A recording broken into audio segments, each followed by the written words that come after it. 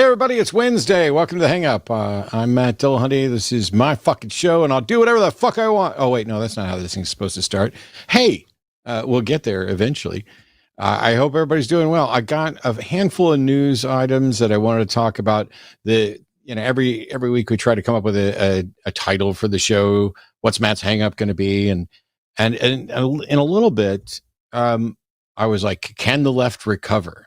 And somebody in chat's like, recover from what? Before the show even started. And my brain was like, are you joking? I mean, we're in a really weird situation.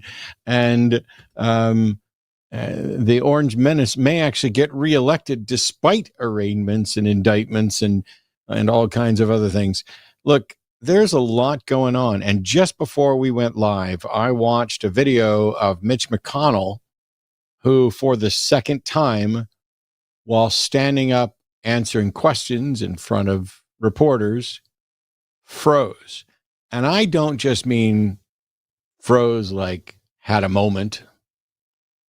I mean froze. It became clear that Mitch McConnell was completely head empty. Mitch McConnell is the minority leader in the Senate. Right now, the Democrats have control of the Senate, barely. And because of that, Mitch McConnell is the leader of the Republicans. They're the minority.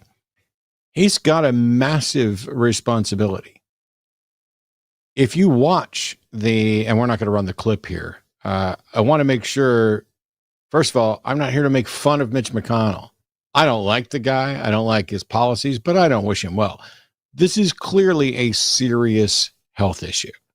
He has handlers standing there right next to him so that if and when this thing happens, they can attempt to spin.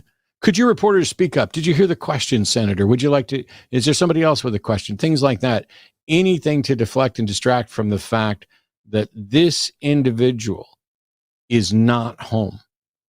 It's like a switch. Somebody's flipped a switch and then he just stands there and says and does nothing. It's clear he has no clue what's going on. I don't need to be a doctor. I'm not doing a diagnosis, but we live in a world where Joe Biden's too fucking old. He is. I get it. And yet I still like him, still generally like what he's doing. All these people who are like, oh no, look at him. He's, being fed on teleprompters and he's, decrepit and all this other stuff.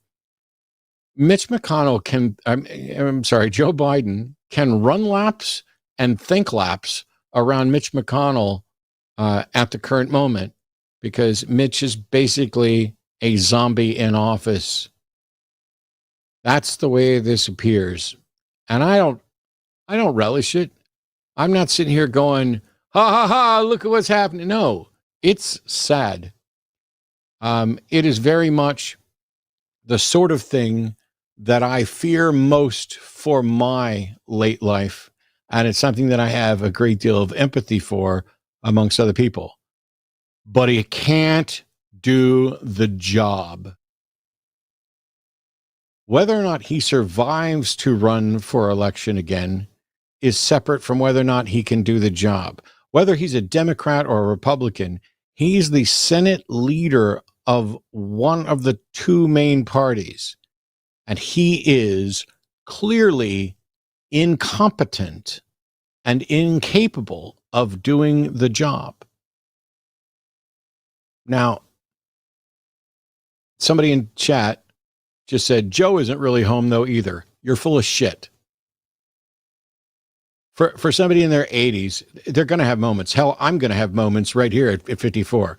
To suggest that Joe isn't really home in the way that Mitch McConnell isn't really home, that is just a blatant, ignorant fucking lie. So you can call in and try and defend it. Please point to one moment. We've seen two from Mitch in the last 2 months. Please point to one moment where Biden's froze like that to the point where it's obvious the individual has no clue what's going on anywhere around. Bumbling, making mistakes, whatever, stuff like that. Yeah, I would prefer someone who's much more mentally agile than any of the jackasses that are up there right now. But to put both of these two in the same category, it's just not even, it's not even in the ballpark of truth. I genuinely hope that somebody convinces Mitch McConnell and his family, for the sake of him, for the sake of the Republican Party, for the sake of the United States Senate, to step the fuck down. Have a special election, get somebody else in there. I'm not talking partisan stuff at all. I want somebody in there who can do the job, which is a sad thing to say because right now the Republicans are inept, and more so because of his inability to do this. There's virtually nothing else that we can do except say this individual can't do the job. If it doesn't happen soon, then his constituents should have an election, a vote of no confidence to potentially remove him and impeach him, something.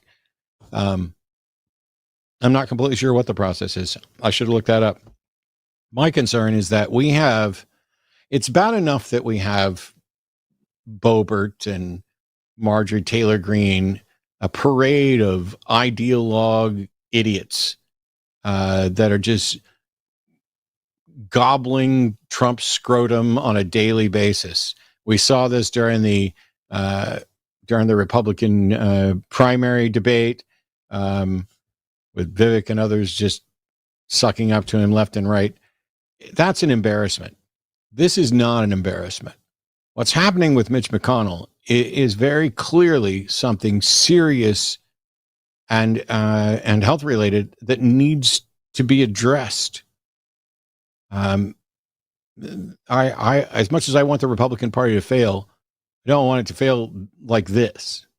I don't want it to fall apart because there's somebody who's just completely mentally vacant filling a seat.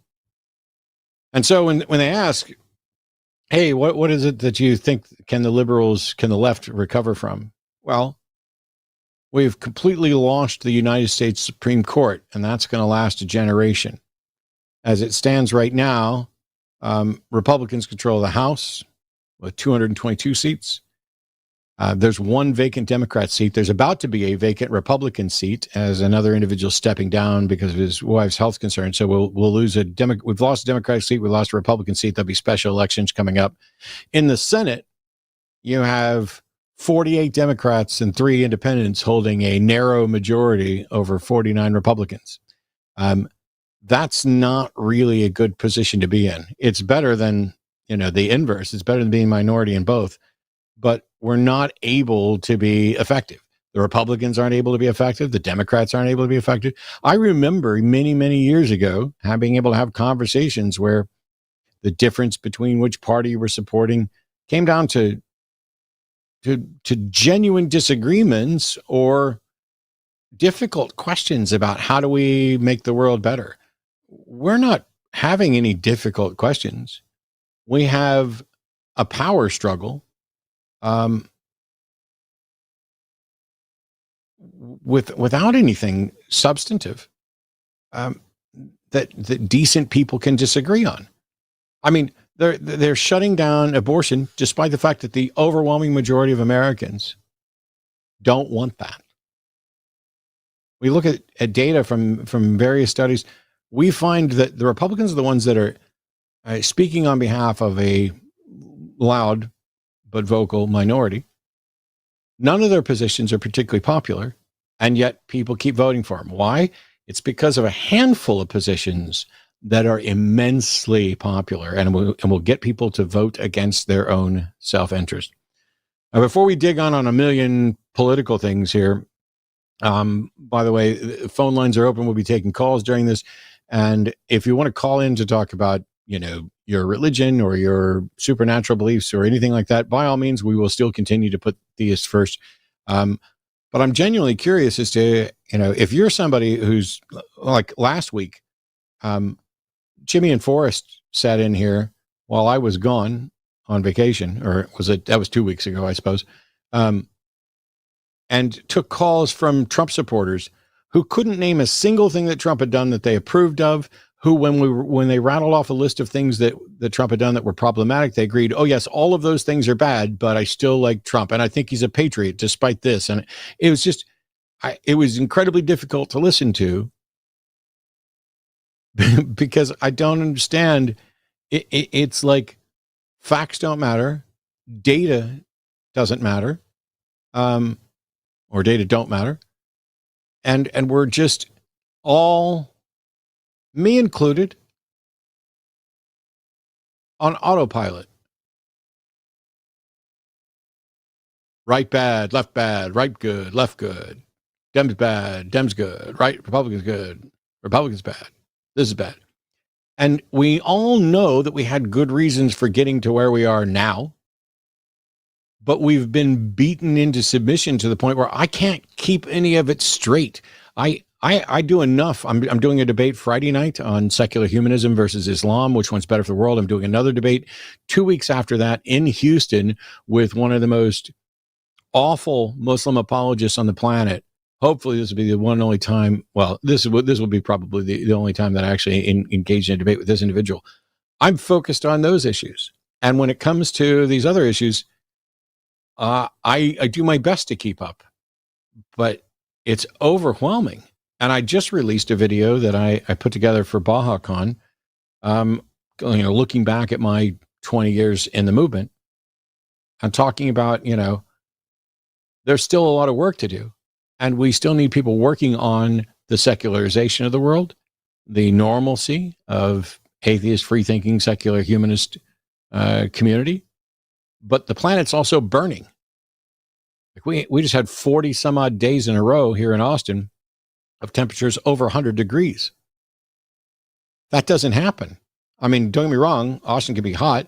And over the last 20 some odd years that I've been here, there have been years with 2 or 3 days over 100, a couple years with 5 or 10. Nothing like this. And a good chunk of those 40 were all over 105. We set a new record, or a third highest record just a few weeks ago, of 110 at Camp Mabry. It is bizarre to me that the issues that are most likely to kill us are the ones that we're not paying any attention to. Now, granted, I haven't seen a new lawsuit on removing In God We Trust for our money, but if some atheist came up to me today and said, hey, I'm getting ready to file a lawsuit to get In God We Trust removed from their money, I'd probably look at them like they have 3 heads and say, what the fuck are you doing? I mean, I would be happy with every dollar bill I ever spend saying Jesus Christ is Lord of all, if it allowed us to fix all of the other issues. It won't, but it doesn't even allow us to work on them. In addition to losing the Supreme Court and not having sufficient control of the government to actually get anything done, there's a lot going on. In addition to the climate change heat issues, there's also the weather issues. There's hurricanes hitting Florida. There's hurricanes hitting California for the first time in ages. In Wisconsin, things are maybe looking up.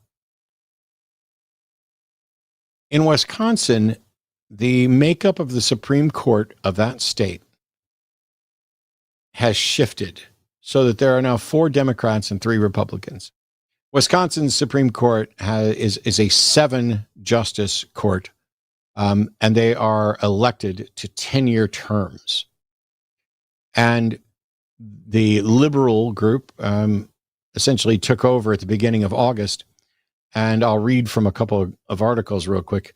The fallout was immediate. Within days, the new majority stripped duties from the court's conservative chief justice and fired its administrative director, a conservative former judge who once ran for the court. The abrupt changes prompted the chief justice to accuse her liberal colleagues of engaging in nothing short of a coup. Before long, Republican lawmakers threatened to impeach the court's newest member. Liberal groups, long accustomed to seeing the court as hostile terrain, quickly maneuvered for potential victories on a string of major issues. They filed lawsuits to try to redraw the state's legislative districts, which heavily favor Republicans right now, and the Democratic Attorney General sought to speed up case challenging a 19th century law that has kept doctors from providing abortions in Wisconsin.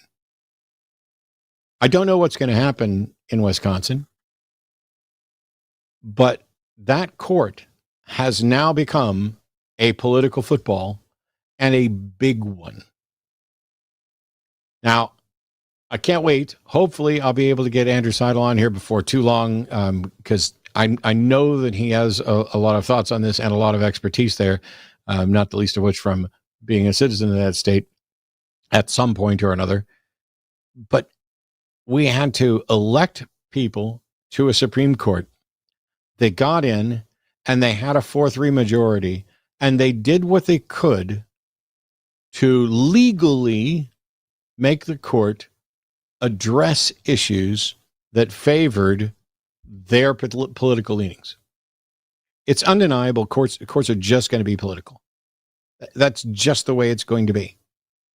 And this is nothing different or shocking in comparison to what Republicans do when they have a majority, when they have the courts. It's finally, see, one thing that happened over and over again is Democrats would play by the rules. And then the Republicans would come in and say, screw the rules. You know what? We're just going to keep the Supreme Court seat open. We're just not going to approve Obama's appointee. We're just going to do everything we can to manipulate things. We're going to redistrict. We're going to gerrymander. We're going to do this. We're going to do everything in our power to make sure we keep power. When's the last time there was a true discussion about what's right for the country? Because don't get me wrong, I think, well, we'll set Mitch McConnell aside because I don't think he thinks anything right now most of the time. I think the overwhelming majority of Republicans want to make the world and the country better. But their definition of what is better is dramatically different from mine. And it's based, in many cases, on misinformation, disinformation. It is this weird mix of law and order until it impacts us or our orange-headed God. It is a hot mess. I wish I had the clip. I don't want to steal somebody else's comedy, but I'll tell you what I saw just an hour before we went live. On Instagram, there was a little video, because that's what's on Instagram, where a guy's walking up to a friend of his, and he's like, well, the government's going to force us all to get gay married now. He's like, that's not what the government's going to do. Oh, yeah, it is, but it's all right. I beat him to it. I went ahead and married my buddy Zeke over here. And they go through this video of these two dudes have gotten married. They adopted a Vietnamese child who they're going to raise up to get an Ivy League education and come back and take their jobs, and they'll speak Vietnamese to them because the government didn't make English the national language. It's just a beautiful parody of all the things all the talking points on the right that, oh, they're coming for your guns next. They're going to make you get married. You're going to, do this. And none of it's true. And yet it has this weird thing of feeling true-ish to some people. And that's why I was happy to see that today, because I don't know what the hell I'm talking about. I don't have as much of a chance to stay up on all the issues as I often wish I could. But there's a group of people with beards, and some of us have taken to dyeing our beards on occasion, either in support of a mission or a group or an organization. And those people are the ones who truly, I think, know what the hell's going on and can save the world. And so that's why I brought in tonight's guest. Please join me in welcoming it with a currently undyed beard, but in the past it's had a beautiful multicolored beard. Dan Ellis, the state director for American Atheists in Utah, who also catches my eye on a daily basis, posting political memes and commentary. And so, Dan, welcome to the show. Come fix everything and tell me where I'm wrong and where we're all wrong and how we make the world better. Oh, God. No, I think you nailed most of that for sure. I think I am in agreement with almost everything you said. I thought about dyeing my beard for the show today, but that was just a little too much. There are a few things that I do well, and growing a beard is one of them. So I'm playing to my strengths there.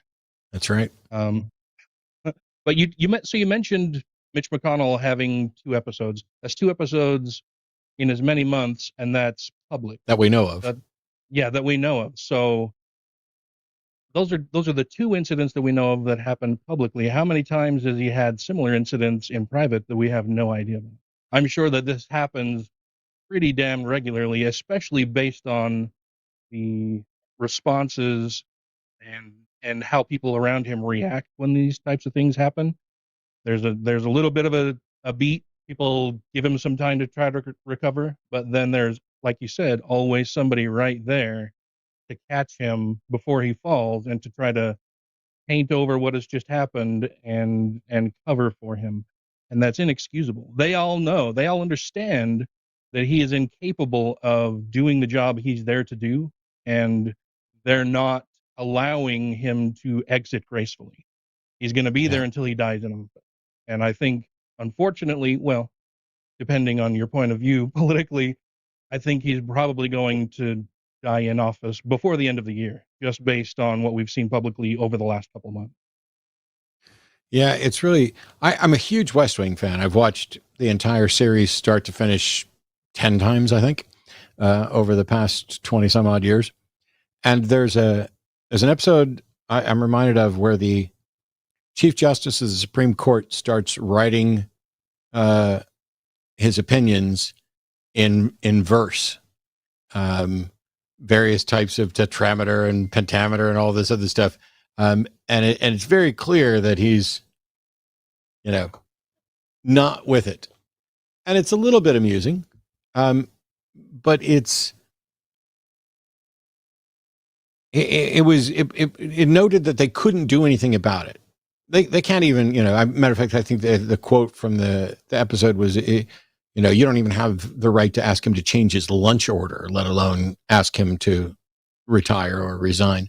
And yet we're seeing things like this, not obviously with, verse, but they want to mock. So the left mocked Trump for every time he gets off the teleprompter, it's a fucking disaster. And yet his applause and approval go up when he gets off the teleprompter amongst his base. They like, he's plain spoken doing all this. Then you've got Biden, who is old as fuck, still got a lot on the ball and has managed to get quite a few things done, but is far, far from perfect. And of course, I'm not the slightest bit surprised on those occasions when Biden has some sort of an episode, something. I don't know how to put it, but where he's not running at speed, where he's acting like I am right now, where he can't think of the right word or whatever. It's something that we all do. But what I saw with Mitch the first time was unsettling, and today was genuinely terrifying, mainly because I have an absolute fear that that's me in 20 years. And to watch the handlers around him, their goal, their job, it seems, is not to protect the office of minority leader, not to protect the office of senator. It's to make sure they don't lose that seat, no matter how long he has to stand there without blinking and without acknowledging what's going on. I never thought that I would feel bad for Mitch McConnell, and yet I feel really bad for him and his family right now. And I'm just sitting here going, when is somebody going to say, okay, enough's enough? He doesn't have a lifetime appointment like a Supreme Court justice. You can step in. Yeah. Well, I was going to say, I think you're probably a better human than I am, because I honestly don't feel bad for him. It's not through, nobody's forcing him to maintain that seat in office, right? Nobody is holding a gun to his head to keep him in that seat of power. That's a choice that he is making. That's a choice that those around him are making for him if he's incapable of doing it. So if that's the case, then I would perhaps feel a little bit sorry for him. But as it stands now, I don't really feel too awful bad for him. Everybody gets old, everybody dies, everybody has health complications at one point or another. And to stay in office at this point in his life, I think is just a really shitty fucking decision, not only for himself, but for all of his constituents who he cannot adequately represent. I think he's just holding that seat because they are afraid that a Democrat would be put in that seat. In 2021, Kentucky legislature actually, I guess, realized or were finally clued into the fact that Mitch McConnell is old and probably isn't long for this world, and had recently won re-election to his office. At the time, he fell, got a concussion, broke his rib, and was in the hospital for a while. There was talk that he may end up leaving office, and people started panicking. So there was talk that he may step down, he may leave office, and then if that happens, what happens to his seat in this, critically divided Senate? And so Kentucky legislature passed legislation that if his seat is vacated, they get to pick who it is. Andy Beshear, the governor of Kentucky, is a Democrat, decided, no, that's not going to fly. That's not how we've done things typically. I believe, and I'm sure somebody in the comments will correct me if I'm wrong, but typically it is the governor who selects a seat to fill until they can hold a special election or until there's another regular election. Yep. Like I said, Republicans knew Mitch McConnell was in dire straits. They passed legislation saying that, oh no, the governor can't do this. We're going to select it. Beshear initially vetoed it, but they have a supermajority and he was overridden. So now nobody really knows what would happen if McConnell either steps down or dies before his term ends. Yeah. And I can certainly understand. I mean, somebody in chat, mentioned that Mitch McConnell's just doing this to hang on to power. I'm not sure Mitch McConnell has the faculties to want to hang on to power. I don't, watching him, it seems more and more frequent. There's nobody home. And one thing about cognitive decline issues, no matter what the diagnosis is, that person is probably not aware of those moments. I've watched people dealing with loved ones who have Alzheimer's, et cetera. And it is absolutely, it is frustrating and irritating to the person with the condition because the world no longer seems to work the way they expect it to. It'd be like, if you and I started, if I just forgot everything that we said for the last 29 minutes that we've been on the air, and I started by saying, hey, by the way, I don't know if you saw Mitch McConnell freeze up today. That is irritating for the person with condition because the world doesn't work the way they think it does. But it's traumatic for the people around that person because there's nothing you can do. We can see a doctor who can do what? Virtually nothing in most of those circumstances.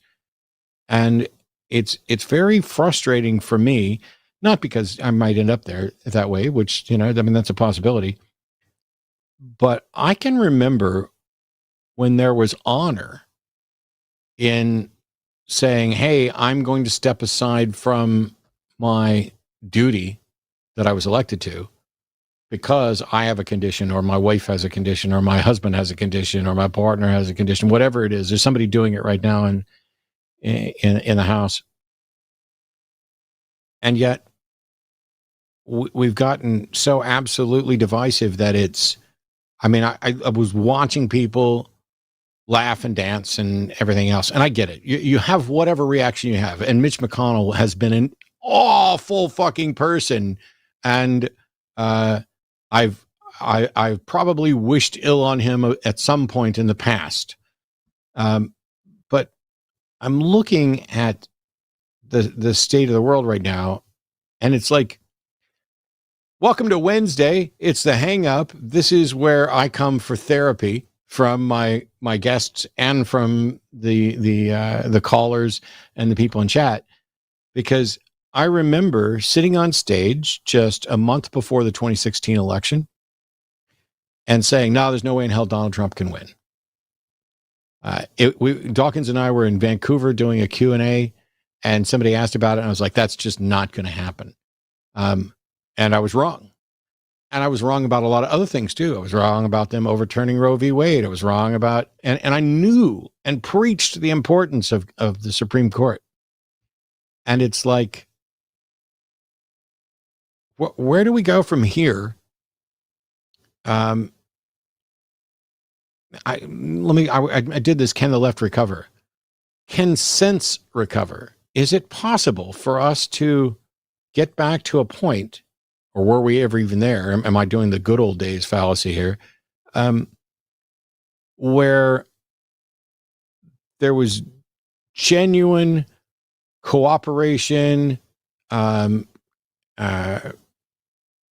compromise, and working towards a goal? Or have we outlined our buckets so tightly that we're just stuck in this intractable, divisive position? I mean, and I don't want to be completely negative, but I don't see a lot of hope in a lot of things, and I want to.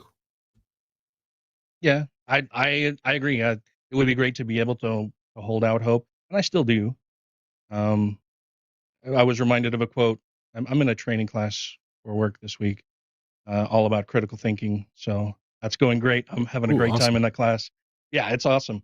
But I had posted about it, and one of my friends made a comment that he was pretty cynical that anybody is really capable of learning how to critically think these days.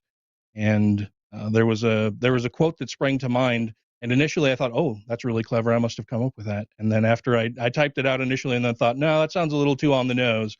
I did some searching and found an actual quote that I had paraphrased. And so I put in the actual quote, and I'm going to have to paraphrase it again because I can't remember it off the top of my head. But it's basically that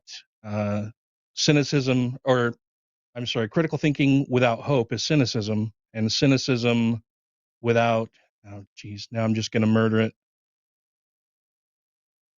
It's basically saying that, I have to find the quote here, and now I'm just stalling for time. Critical thinking without hope is cynicism, but hope without critical thinking is naivete. And I thought that was perfect. That's from Maria Popova.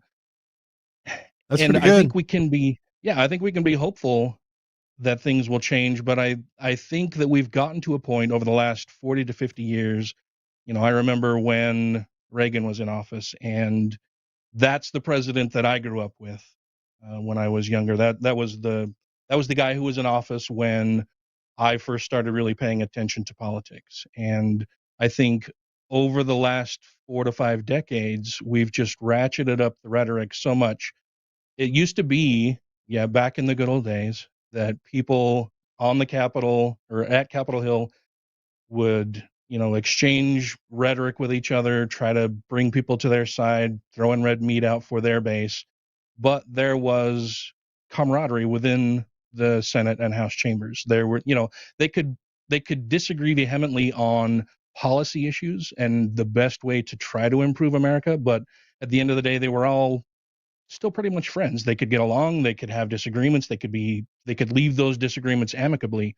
These days, I think the rhetoric has just ratcheted up so much that not only is there no camaraderie and comedy within either house, but that now it's not just that they're using rhetoric that they know incites and motivates their base.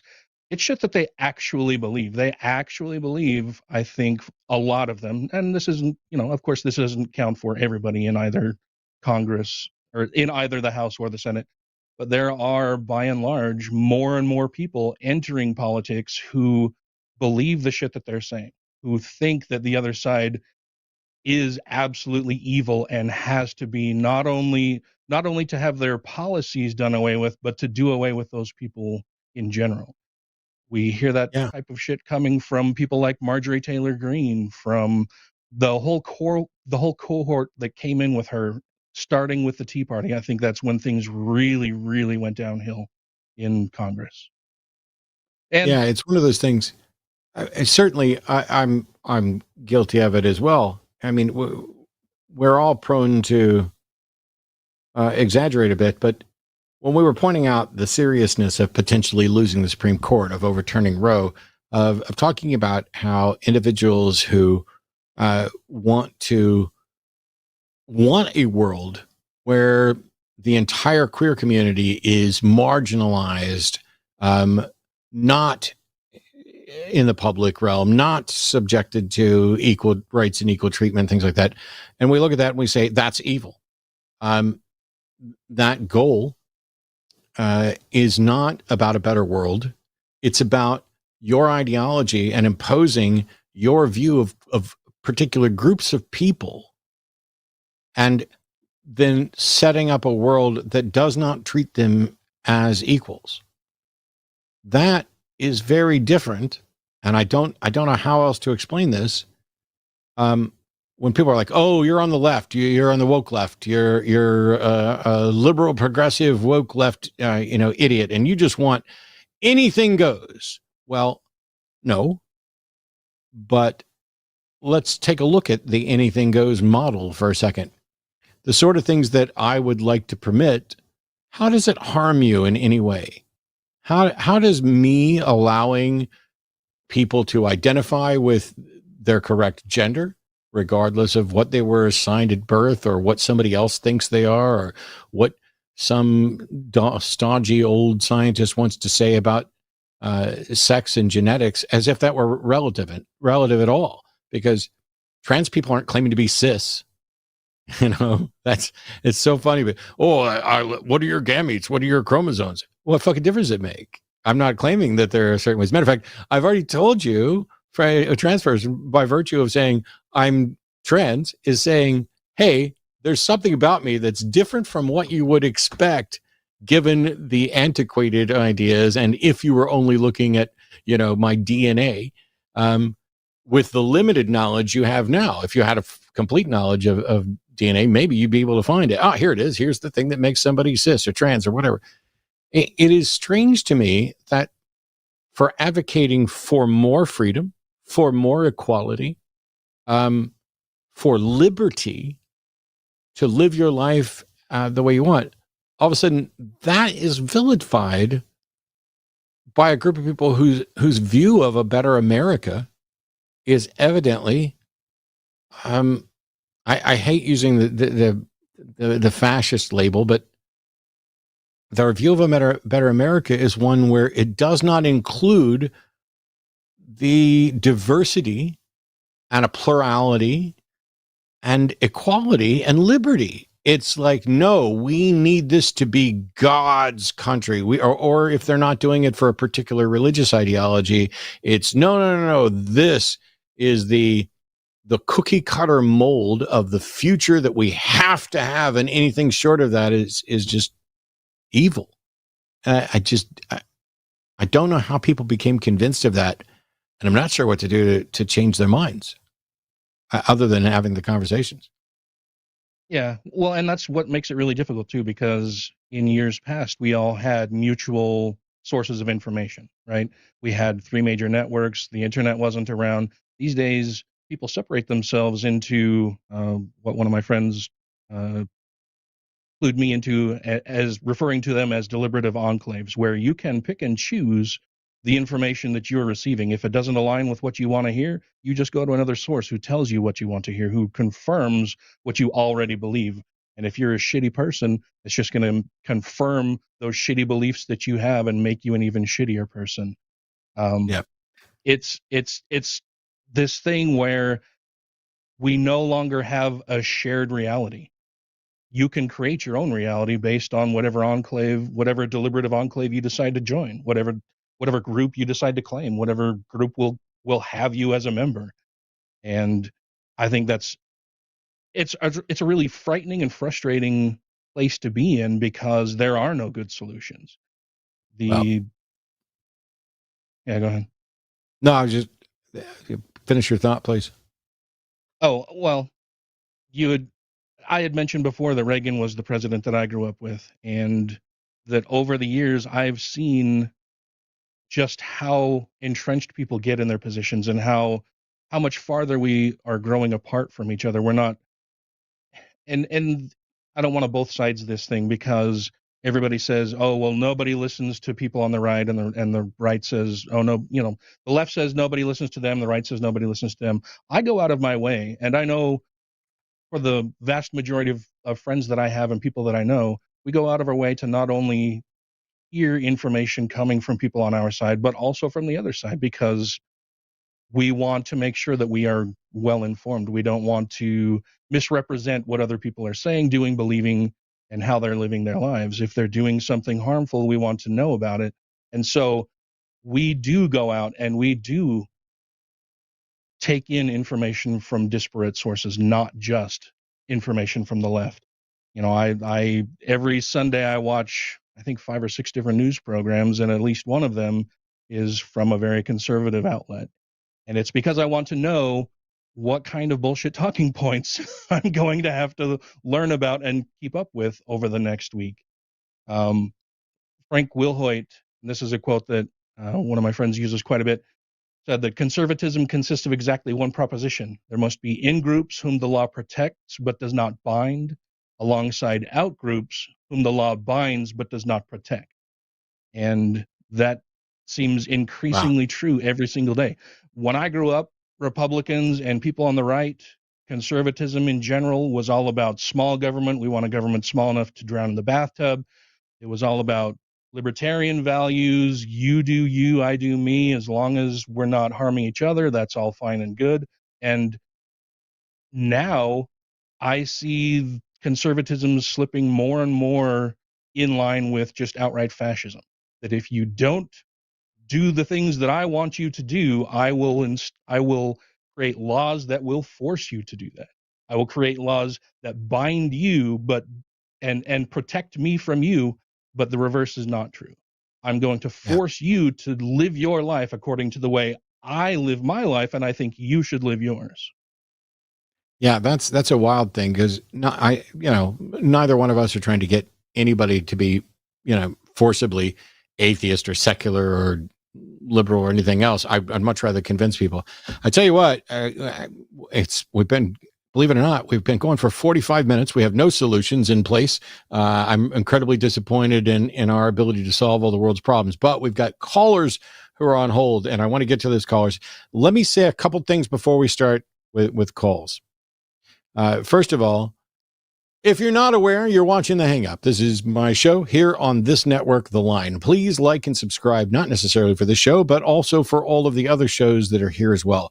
Tomorrow in the afternoon, beginning at 2 p.m. Central, if you are someone who's been accused of being transphobic, or you're openly okay with being transphobic, or you have thoughts, you're confused about trans rights issues, or confused about a new world and what's all this gender stuff and everything else, the Transatlantic Call-In Show exists specifically to interact with folks like you. You can call in and legitimately be awful to a point.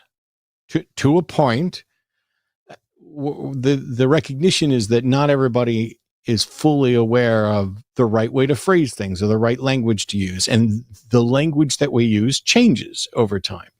Language is our plaything, and some things become more offensive or less offensive. And so they're just cutting you a little slack so that maybe people can gain an understanding of the trans community as well. Transatlantic Call-In Show will be tomorrow at 2 p.m. with Arden Hart, who's in the other room producing right now, and Stephanie Helms. On the Sunday show, Jimmy and I will be on at 2 p.m. Central with the normal call in and talk to us about your religion, talk about what you learned in church, your supernatural beliefs, etc. We will always have a primarily theistic or theistic goal there, in the sense we want to get theistic callers in, and we want to reach a theistic audience so that we can have the conversation. I notice we have a couple theists in the queue right now, and I'm still going to prioritize those. So for Scott, Gary, and Jack, hang on the call. I'm getting to you guys first. My apologies to Andrew and Philippe. But on Monday will be Skeptalk with John Gleason and Josh Bowen starting at 6 p.m. Central. And Tuesday will be an episode of Dying Out Loud with Dave Warnock. This past week, David just got back from a convention, wasn't feeling well. And you can just expect that someone who has a terminal diagnosis with ALS, a disease without a cure, who's living their life and working towards their death out loud, is going to have some days where they're not well enough to do the show. And on that front, just come back the next Tuesday and give Dave an even bigger hug and more of our love and attention. So, all right. We have, I'm going to mute you for just a second, Scott. I know you'll have heard the beep. The thing that I was going to say about the calls are this.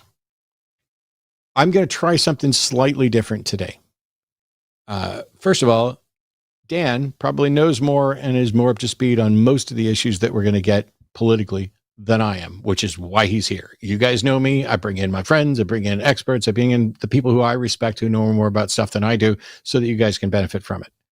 There is a delay in the phone system. I will do my best to mute and pause.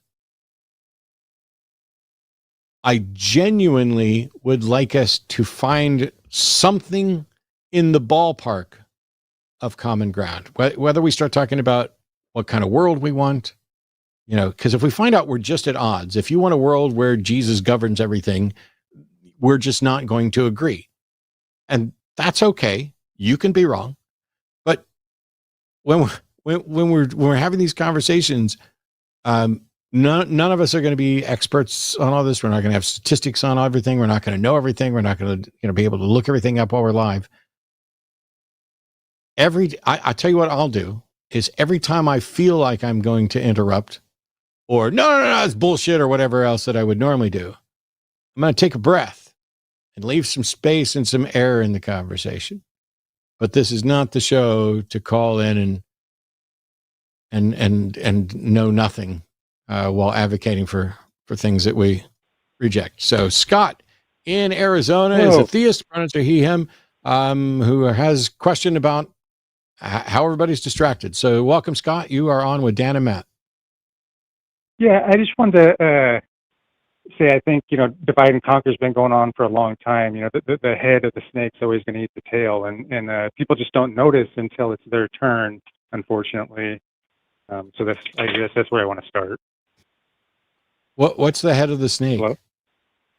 Yeah. Oh, like the Boroboros symbol. The head is always eating the tail. I know the symbol. I'm saying, who or what do you think is the head of the snake?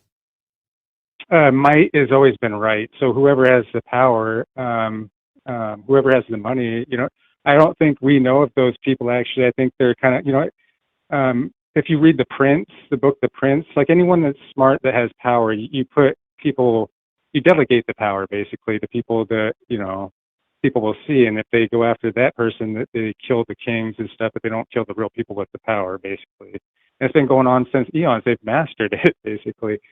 This is, I really want to follow this. It sounds a little bit conspiracy theory minded. I'm trying to understand what you're saying. You're right. You're right. It does.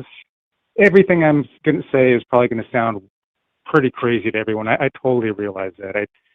I'm aware of that. Well, can you pick one problem that you think is real? Okay, so do you know? Sorry. That you have good so reason the biggest to problem think. I think. Go ahead. The biggest problem I think right now is people are being distracted from CRISPR-Cas9 and nanoscale field transistors, which are being put into everyone's body, and basically they can tune you because they're trying to control the whole spectrum, which they will. I actually have proof that it's already been done, and they're just redoing it again. It's something that happens over and over. And what you guys think is actually climate change. I know this sounds crazy, but it's actually a consciousness change where people are actually starting to wake up to what we are. Because I don't know if you look into physics, but they can make matter now with light. But light is not actually light. It's actually frequency. It's actually waves. This kind of get. I know it's already gone way off track, but so. Yeah, Scott. All I was looking for is what do you think the problem is, and why? And you started talking about them control. The masters of the universe want control. Whether it's Trump or whether it's whoever you want to talk about, whoever has power is going to want more power, right? I mean, has that not been going on, and have they not been looking for a way to become gods themselves? No, this hasn't been going on? No. So first of all, In the United States, They never looked for a would you price listen? to have immortal life. I waited. Okay, I'm sorry. In the I'm sorry. United Go ahead. States, we have a participatory government. You can run and be elected. Are there people there who I'm not are talking seeking about power? United States. Oh my though. God! The United States was actually built by the same people that I'm talking about. Hello? Hello, Scott. I figure if you're just going to try and talk over me, I'll just shut up and I'm sorry. I'm let sorry. you babble Go ahead. No, incoherently. go ahead. I'm so sorry. I'm sorry. Go ahead. So, in the United States, we have a participatory government. You can run for office. Are there people who will seek power? Yes. But the type of thing that you're suggesting would seem to require a global power dynamic in order to intentionally inject what nano something into people. Where's the evidence of that? Nanoscale field transistors. It's in, if you follow CRISPR-Cas9, which was how they it's RNA. It goes into DNA. It makes up DNA, and they're it's what's in the jab. It's in all the new technology. So anything that's new. No, you can go look this up on scientific papers. This is in scientific papers. Whoa. What is wrong with you that I can say whoa 35 or 40 times and you don't whoa? I genuinely don't understand. I'm trying to follow what you're saying, but you're like, these are the things that are in the jab. And if you're following CRISPR-Cas9 and you're saying so many things, and I'm trying to get clarity on what the fuck you're talking about, but you won't shut up. Okay, I got you. Well, I do have a $5,000 reward for anyone that can prove me wrong. I got a Monkey King challenge on Blank Vision. Scott, if anyone wants to watch it and try and prove me wrong, they can win $5,000. I'm trying to give money away to anyone that wants to know the truth. Do you hear me, Scott? Did you hear me say Scott 4 fucking times while you were talking? Did you hear me? Scott.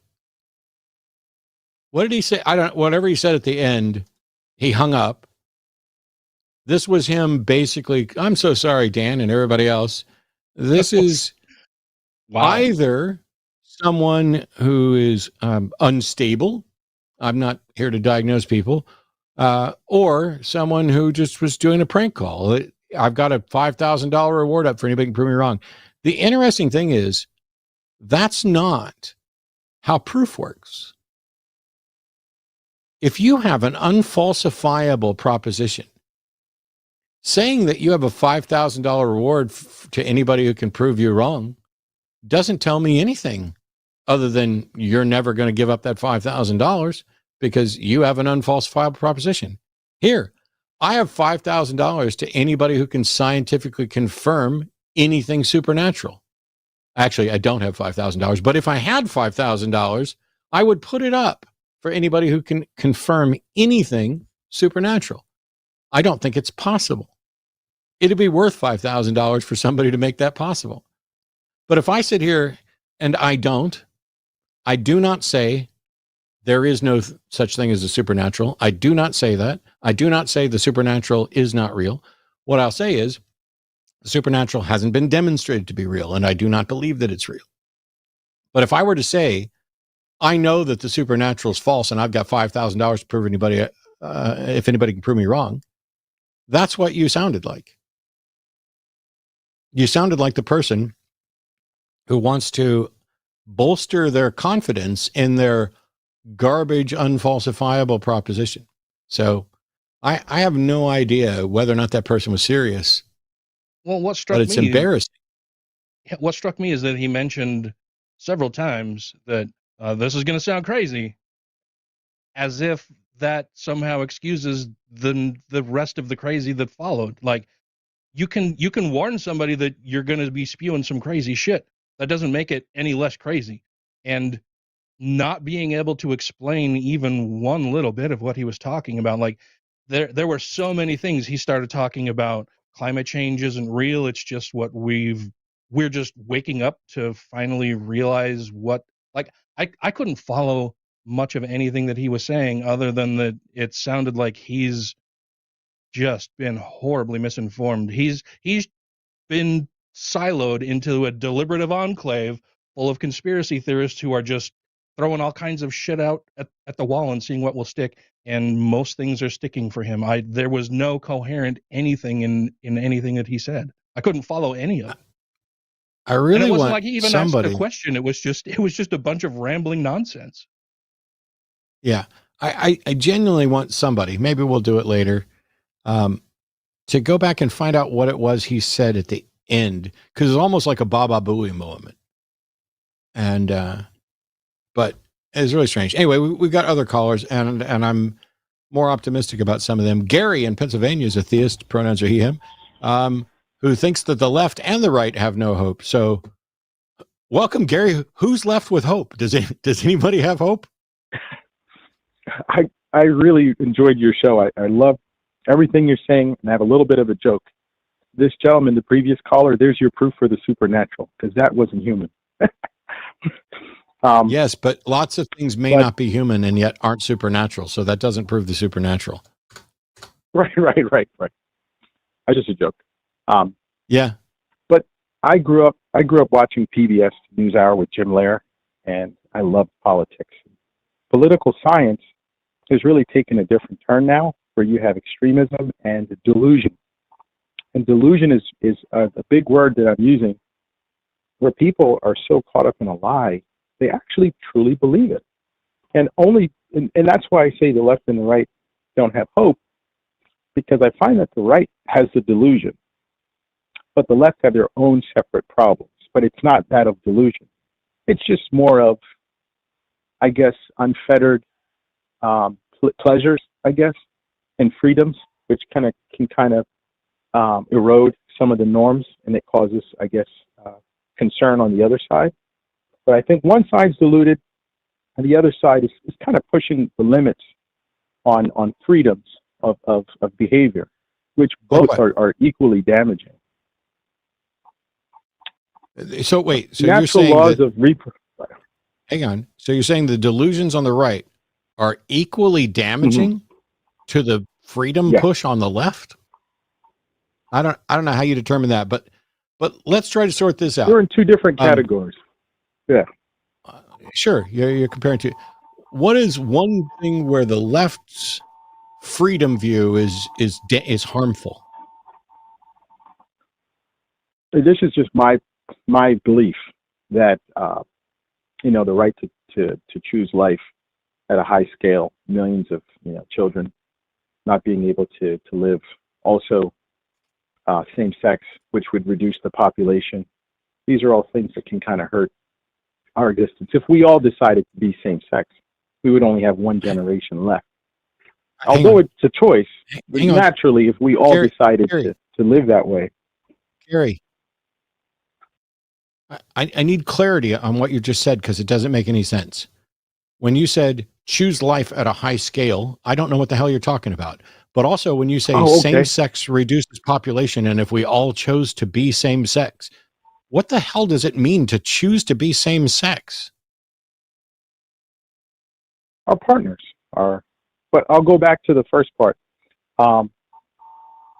If we abort children, and if we all aborted children, let's just say that's the norm. We just do it. There'd be no more babies. And that means our human existence would be cut off. Gary, who on the left is suggesting that we all abort all babies? No one. No one. So why on earth would you use no, stop talking till I'm done. I wanted your example. I thought you were going to hold your breath and be nice. You've been pretty mean to me the past couple of times. I thought you were going to be nice to me. Shut the fuck up, Gary. I'm being as nice to you as I can be. How's that? You hung up. Good riddance. Gary, you can't say that the left is just as harmful as the right, and then when I graciously give you the opportunity to present your reasons why, and your first reason is abortion, and you suggest that if we all did it, the population would end, and then you admit Nobody is suggesting we do that. I'm sorry, Gary, but if you're not going to be honest, then why on earth would I continue to engage with you? I'm genuinely trying to understand. I get it. You're opposed to abortion. You're also opposed to something like where somebody chooses to be same sex, which is the most bafflingly ignorant way to phrase whatever the fuck you meant that I could imagine. We are all dumber now for having heard you even attempt to say choosing same sex. But to suggest, you're right, Gary, if everybody aborted their babies, if everybody did it, the human species would cease to exist. I agree. That's a bad thing. I also agree. Nobody's advocating for that. The people who are advocating for abortion rights are advocating for choice, that you have bodily autonomy, that you are the governor of your body and that nobody gets to use your body without your consent. This is what people are advocating for. Go ahead. I've never understood the notion that somebody chooses their sexual orientation. Anytime I hear someone say some stupid shit like that to me, inevitably it's a guy, right? It's one of the conservative guys that I know, that I work with, that I play golf with, that I hang out with, that I've grown up with, somebody that I know, and they learn or they hear that I'm very supportive of the LGBTQ community. Inevitably they say, well, I just don't know why anybody would choose that. I don't understand how they can live their entire fucking life until the age of 30, 40, 50 fucking years old and believe that your sexual orientation is a choice. And so the question that I inevitably end up asking them is, if you think that being gay is a choice, when was it that you decided to set your desire to suck somebody's dick aside and exclusively date women, to exclusively date people of the opposite sex? When did you decide that you were going to set aside your desire to have a same-sex relationship and date women exclusively? It's really, and they've never said, oh, well, it was on such and such a date, or, well, I thought about it for quite a while and decided this is the way I wanted to live my life. It's always, well, I've never decided that. I've always been this. Exactly. And gay people and lesbians, they've all been that way too, their entire lives. It's not something they just decide to put on one day. I genuinely think that we've just had two absolute troll callers back to back. I think the first one ended their thing with, maybe they're legit, maybe they're trying to get it, but I think Gary is just full of shit. The way Gary used language to talk, it wasn't, hey, the left has, or the right has their delusions, but the left's going too far with freedoms. Okay, now I'm genuinely interested. Because is it possible to go too far with freedoms? Yeah, I think so. If you say, hey, you can run around killing anybody you want to, I think you've gone too far with your freedoms. But the proper implementation of freedom is that my freedom ends where yours begins. And so I don't get to kill you.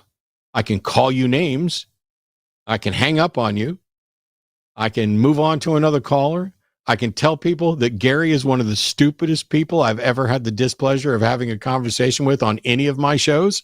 I can do all of those things. That's not actually true. I would have liked for Gary to say, oh, what I'm talking about here is I think abortion and same-sex marriage are problems that are going to make our world worse. Awesome. I'm glad you actually could put out a cogent thought like that. Why do you think it makes the world worse?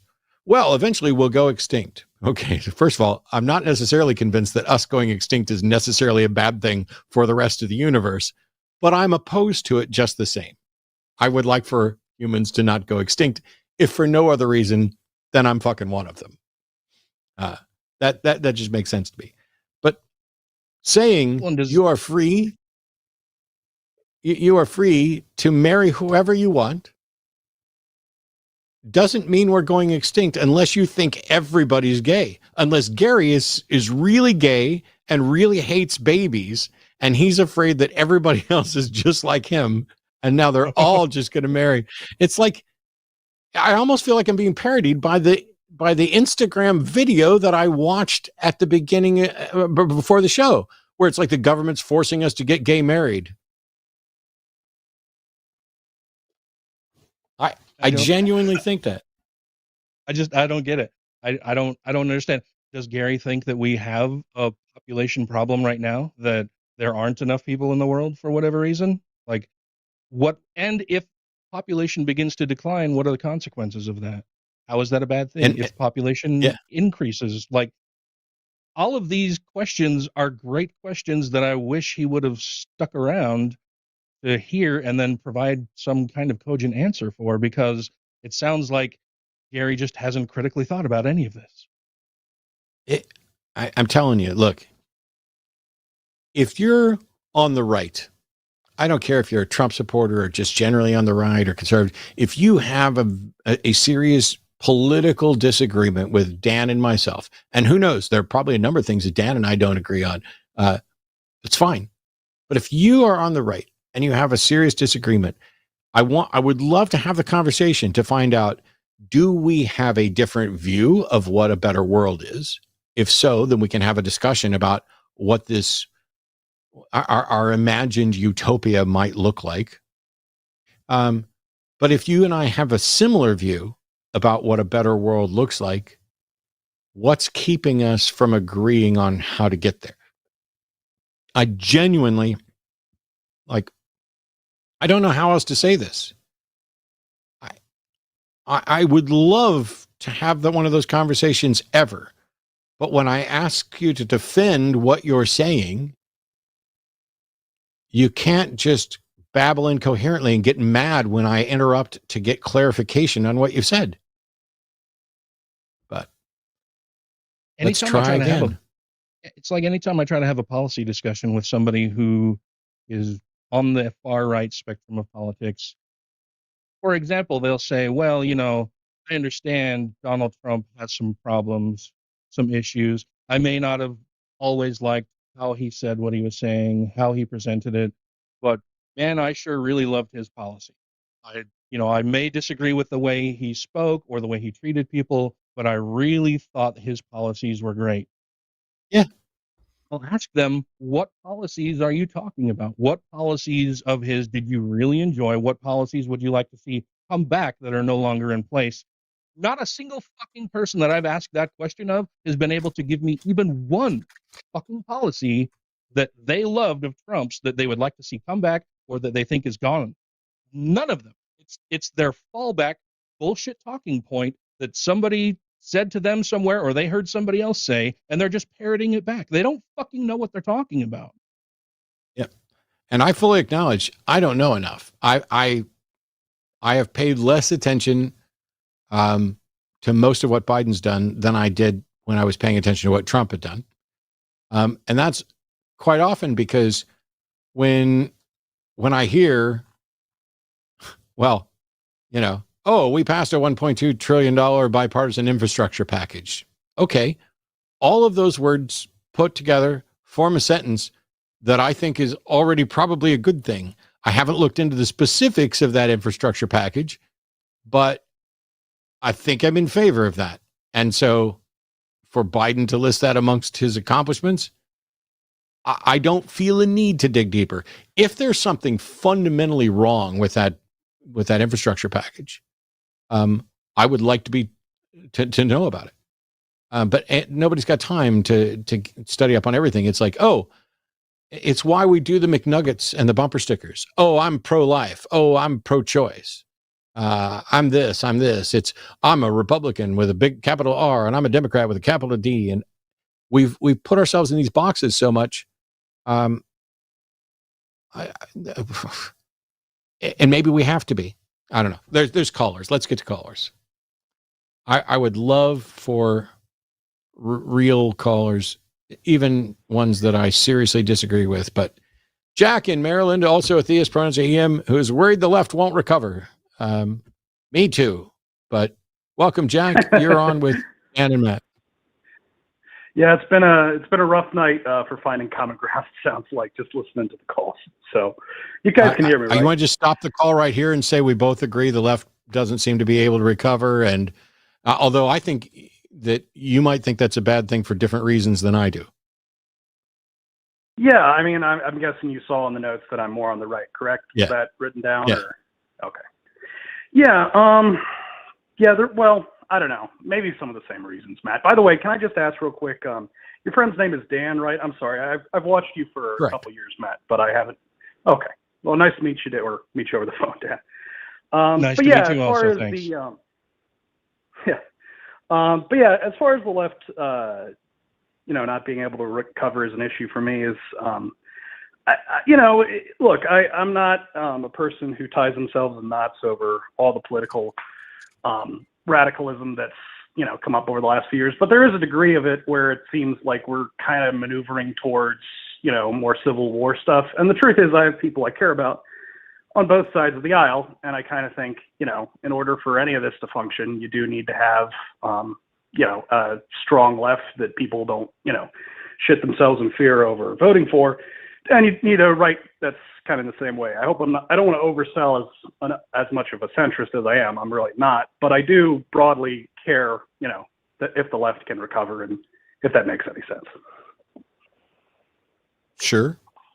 So are you saying, so what I understand you to be saying is that you want to make sure that there are at least two strong parties, right? That they can actually bounce policy discussions off of, bounce political ideas off of, to make sure that we're headed in the right direction, that we're doing the best we can. And if you have a political disagreement, that it's best to have somebody there who may have a differing opinion who can help you refine that argument, or where you can find common ground, that they may not have explored all of the ideas you have. They may not even know all of the ideas you have. And so you can have this coming together of people where they have differing political opinions, but those differing political opinions add to a more diverse base from which we can draw better ideas. Is that the gist of what you're trying to say? Well, to tell you the truth, that's a more, I guess I would say, optimistic view of what I mean. I just literally would like it so, whenever we have a 4-year election, we don't have worries about a civil war. That would probably be my biggest thing as far as wanting a strong left and a strong right. I mean, I would like for the country to be the best it can be, but I'm kind of realistic about that. I just, I would like it if we could get to a point politically where, we weren't all losing our minds it seems like, whether you're on the left or the right or the far right or the far left. And again, I don't want to oversell as much. So go ahead. When you hear people talking about, when you hear people making mention of civil war, unrest, attacking other people, who are the voices that you hear making or expressing those types of sentiments? Oh, well, I mean, to be carte blanche, it seems, perhaps that's the wrong word, sorry. It seems that it's basically everyone on the political spectrum, though perhaps this is biased based off what I watch myself. You see people on Fox News talk about it, but you also see people on MSNBC talk about a threat to democracy. There's broad worry about everything from January 6th to the George Floyd riots. It seems like, I mean, granted, we're not in 2020 anymore, but it just seems like next election's coming, and there's a whole new straight of articles about it. So. Well, so you made mention previously of talk of civil war. Are you hearing talk of civil war? Like you've heard people on the left say they want a civil war, or they want to secede, that they think that the country is headed in the wrong direction and we need to go and attack and kill people on the right? Do you hear people from the left saying those types of things, or do you hear that exclusively coming from people in your camp? Well, if you'll allow me to give a full answer, in a literal sense, I have heard from people on the left, but I'm not going to pretend like it's necessarily all or most people on the left. I just happen to listen to a very wide variety of political people. I listen to outright Marxist-Leninists, so that's not really a fair summation of your average Democrat to say, oh yeah, I listened to a guy on YouTube with 5,000 followers, and he's a communist and he wants to overthrow the U.S. government. That, that's not the, but do you understand what I mean? I don't know that I do. You Oh, said that okay. you speak Well, to you speak to Marxist Leninists. Who would that be? Like who? no, Who? I don't speak to them. I don't speak to them. I'm sorry. I want to make that clear because I watch on YouTube certain Marxist Leninists. Jason Unruh is a guy who has a YouTube channel up in Canada who, openly backs pro-communist forces in the Philippines and ultimately wants a workers' revolution in the United States. Again, I'm really not trying to dodge your question at all because I do understand.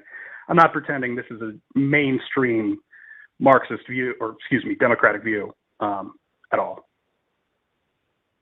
But So if you're asking me, when have we I heard anyone on the left advocate this? well, so the when we answer is talk yes. about mainstream views from the left or the right, like I said, it's apparent to me anyway, based on the news sources that I consume, that it is almost exclusively an issue coming from the right, where we see people making threats of violence, not only making threats of violence, but carrying out threats of violence, acting with violence or malice against other people, attacking people that they disagree with politically. I don't know that you see that very often from people on the left. Do you disagree? Do you Well, think that it's a balanced issue there, that we do well, see just as much coming from the left as we do from the right? Well, I'm not going to make an advocate as to if we see absolutely the same amount. But if the question is, have I seen people on the left commit political violence? I mean, 2020 was examples of that. You did see left-wing paramilitaries clash with right-wing paramilitaries in the street. You saw them burn property and assault people and all that, stuff. So I mean, it's not a purely a right-wing problem, I wouldn't say. Though, to be clear, just to get it obvious, I do not support violence of any kind. I'm confused as to specifically what you're talking about, because when and granted, I don't listen to all these people on YouTube that you do. I'm not even sure I could identify who's a Marxist or anything else. But when I see political violence, I see riots coming from the left on behalf of injustice. And then I see riots on the right on behalf of ideology, where they storm the Capitol and attempt an insurrection. I don't know how I can put those in the same category when people are responding to police killing unarmed black men, when people are responding to being repeatedly marginalized, and having, the very notion that Black lives also matter, being essentially tokenized and thrown back in their face. Hashtag blue lives matter, red lives matter, white lives matter, all that stuff. I'm not saying that don't get me wrong.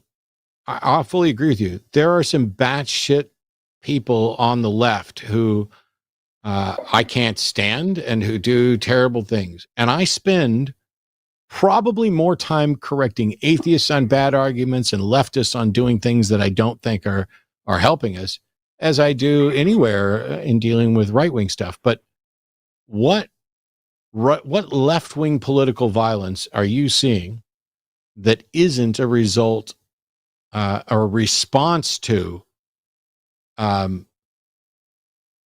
attacks on individual liberties and freedoms? Okay. So if it's a question of individual liberties and freedoms, I guess I would have to say that, I'm not entirely sure that every single person in every single riot was there on the behalf of injustice, regardless of what, certain people who were oriented with that movement, profess or genuinely believe in some cases. As far as ideology and injustice, you talk to people on the right, they view the things that they do violence for as, responding to injustice, and they, view vice versa, the same thing, when you're talking about the left. To me, the only answer in any regard is that violence can never be the answer. What injustice were they responding to when they stormed the U.S. Capitol on January 6th? Oh no! Well, yeah, they believed the election was rigged. So even if you believe the election is rigged, That's not a. There's nothing about that. You then exhaust your legal processes. Sure, and it's the same way I would view BLM with even if some police killings are unjustified, I think some are. It doesn't justify violence to come up against those. Just like it wouldn't justify violence even if you really did believe the election was rigged. Okay, if Dan and I are in the same room and somebody's getting ready to throw a punch at me, at what point is Dan justified in knocking them the fuck out? Well, okay, I will answer your question because I don't want to avoid it. I suppose it would be when, it becomes obvious the guy is going to punch you. Cool. Similarly, if somebody barges into my house, at what point should I be allowed to shoot them? Well, I mean, is this my own personal position on gun, like the castle doctrine? It varies state to state. You should do what the law says to do in your specific state. But yeah. As far as my feeling goes, I'm for the castle doctrine. So when he barges in, you can assume that he's probably violent, if that's legal in your state, obviously. So I'm not one of those all cops are bastard people. As a matter of fact, the phrase annoys the shit out of me because I know cops who aren't. At what point should a community of people who have been systematically marginalized for generations, who are working towards being recognized as equals with equal rights, at what point is it okay for them to respond with violence to the repeated deaths of people in their community? Well, Matt, I can't endorse anything that would be a crime on any public forum, and I'm not going to do that here. I don't believe in that. I understand. I can have. Hang on. You just said you can't endorse anything that would be a crime on any public platform. Why not? Why not?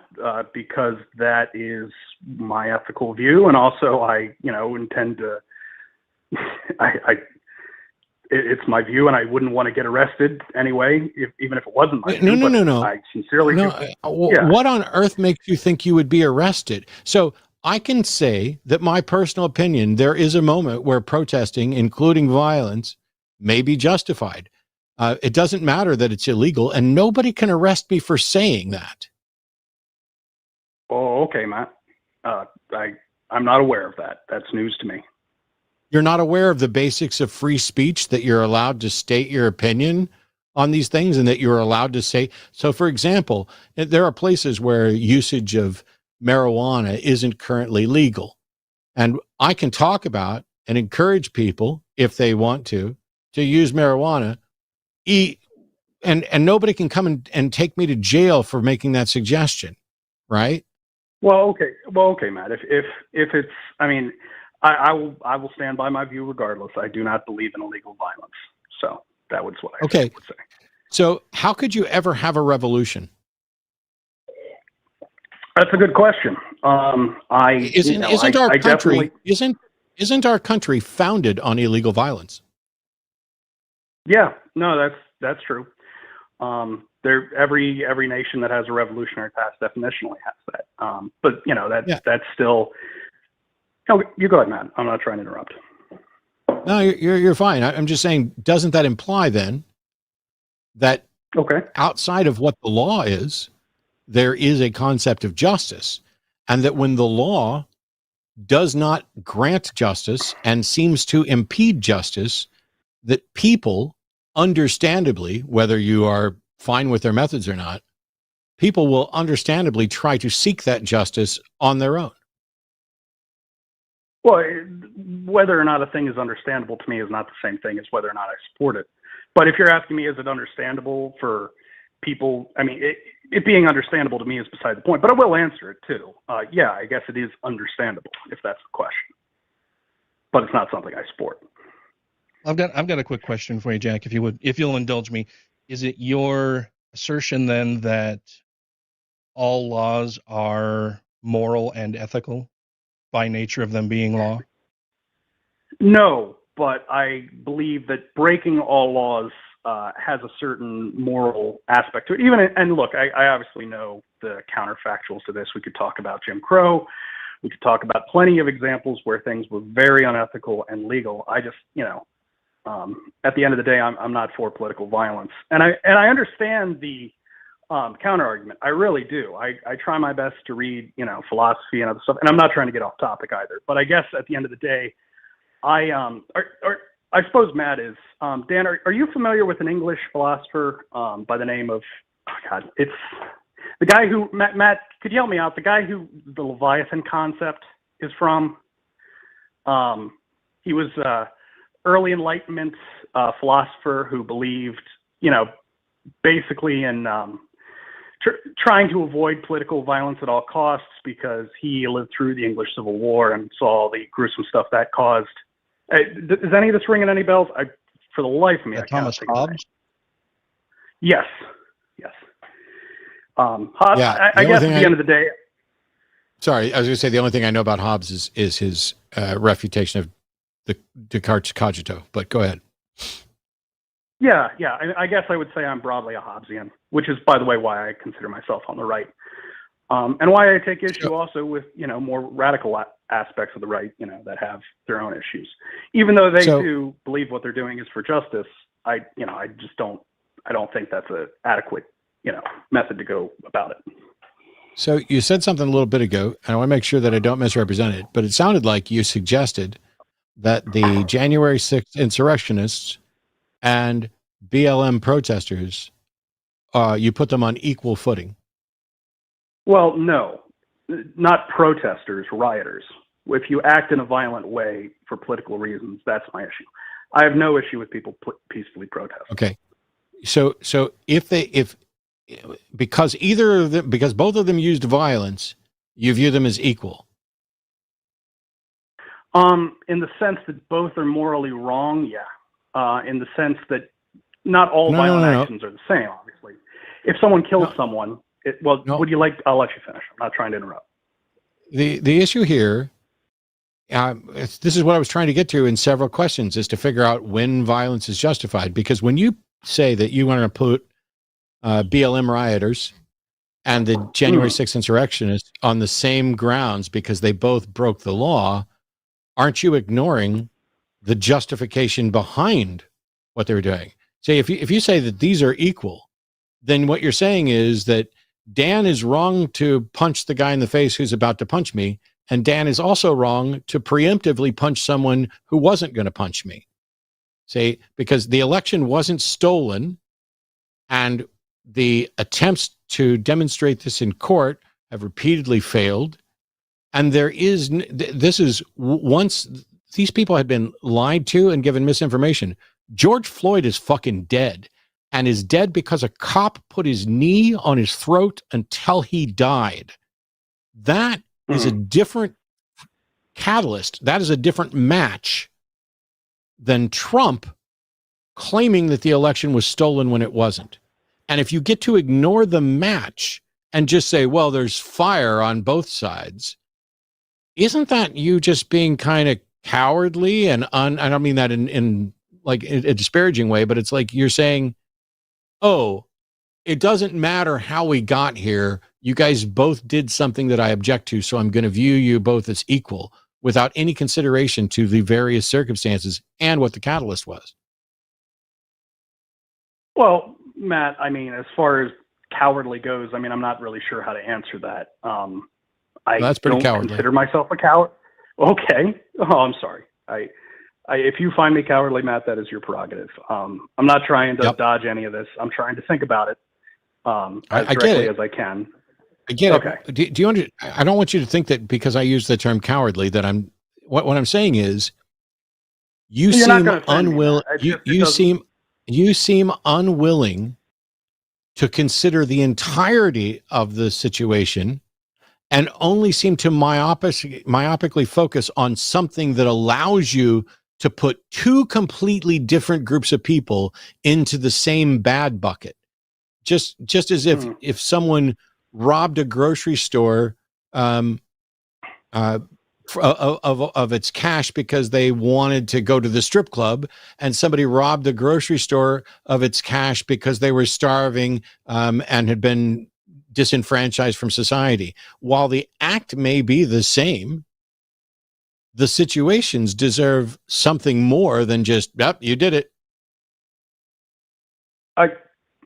Matt, I frankly don't think there's any way to run society on that basis. That's my opinion. And you may think it's a shitty opinion. I apologize if we've come to an impasse, and I've been trying to, be as direct as I can. But I just, at the end of the day, I think, there is go ahead, Matt. I'm not trying to interrupt. No, you think you can't run a society where motivations are considered, where circumstances are considered? That's what the entire court system is. We don't just have did you take something that doesn't belong to you? We don't just have, did you kill someone? There's first degree murder, second degree murder, felony murder, manslaughter, reckless homicide. We take into consideration all of those. How can you possibly think that it's too difficult to run a society where circumstances are considered? Well, because I think that to some extent leads to, let me back up. You said circumstances, and I want to be clear. I'm not trying to claim that a person who robs someone and someone who kills someone are the same. So if we're talking about circumstances, we're talking about justifications, correct? Like personal, moral justifications for why a person is doing something. Is that what I'm understanding the question to be, or am I wrong? What factors led to this person taking this action? Because in the case of the insurrection, it was a bunch of idiots being lied to and cheering for a liar. Whereas people rioting was decades, if not centuries, of being marginalized and not getting justice. Of systemic oppression, and that boiling over into those actions. Yeah, the insurrectionists were a bunch of privileged assholes who feel like they deserve this win and it was stolen from them. The people who are objecting to systemic marginalization aren't privileged assholes. They are the ones that have been denied equality and privilege and are finally fed up with it. You don't see a difference? Matt, I frankly don't see them as that simple allocates of it. And even if I did, it wouldn't change my condemnation of both and my thought that it is the presence of this violence in general which has led to the point the country's gotten to. And I don't see a way out of it until people are willing to step back from it. And that means admitting no way out of it in your model. I mean, you said you don't see how you can run a country this way, and yet we do, and we can. I genuinely, I wish I could understand it. I don't see how you can say that considering the circumstances is just a bridge too far. Matt, do you not see a difference? Go ahead. Do you not see a difference between first degree murder and involuntary homicide? I do see a difference there. Yeah. Okay. Do you not see a difference between storming the Capitol in an insurrection about trying to take over the country that you feel was wrongfully stolen from you and rioting against corrupt systems that have marginalized you where there's actual clear evidence of this, including dead people? In regards to the people rioting, there were people in those riots who also believed they were overthrowing the country. I mean, I don't have anything on me. Jack, why on earth? I asked a question comparing two groups, and your response is to suggest that, well, there were also people in the BLM thing who thought they were overthrowing the country. If you're not going to argue honestly with the information that we're talking about, why would you have to go? Do you think, what percentage of the BLM protesters do you think were privileged individuals rioting to overthrow the government with no consideration of the factors that I just listed? Well, what do you mean no consider? I'm sure they all considered it. That's why the ones who wanted to overthrow the country believed that they were starting the revolution. Your reply was to assert the motivations of some evidently seemingly significant portion of BLM such that it didn't fit the description that I pointed to. I said, Yes. here's a bunch of privileged people staging an insurrection after being lied to and misinformed because they feel like they're owed a country. And here's individuals who are responding to their group systemically being marginalized forever and people dying. And your response to that dichotomy was to say, well, there's some people in the BLM thing who are also taking over. How is that different from Trump saying there's good people on both sides? Well, Matt, if you want me to say that it isn't different, I can, but it's not an adequate representation of my view. I mean, what if that's the literal question? I suppose from your perspective, there is no difference in that. Cool. I mean, I do think political violence is always wrong. I think that Always? both sides inevitably see themselves. Yeah. You think political violence is always wrong, just as a hard and fast rule from the dawn of time until there is no more time? Well, like I said, as living in a country that feels like it's going towards civil war, every year, a lot of the arguments Hobbes makes about, just avoiding it at all costs seem convincing to me, I would say.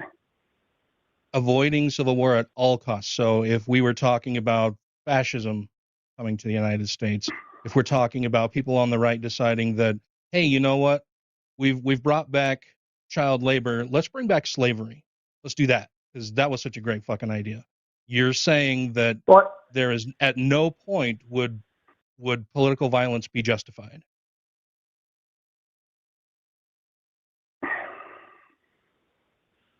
I'm trying to get a better understanding of your views, because it seems like you're being very selective. Like you're saying one thing, but you're being very selective in your application of that thing. Should we not have fought the Nazis? Well, then that's not political violence. That's state violence against the state actor. Absolutely, it was political violence. Are you telling me that world wars are not fought because of political differences? Okay, so Dan, when I say political violence, let me be clear, because I don't want you to misunderstand me. Okay. I'm talking about I don't want to misunderstand you either. What was that, Dan? I'm sorry, I didn't hear you. Oh, I just said I don't want to misunderstand you either. Like, I want to make sure that I understand the things you're saying so that I can adjust my views if necessary or help you correct yours. Yeah, so political violence, as I'm talking about it, when I say political violence, I'm talking about violence within a state carried out by non-state actors. That is citizen fighting citizen, that is citizen fighting the government. World War II was the US government fighting the Nazis because Japan bombed us and because the Nazis then closed ranks with them.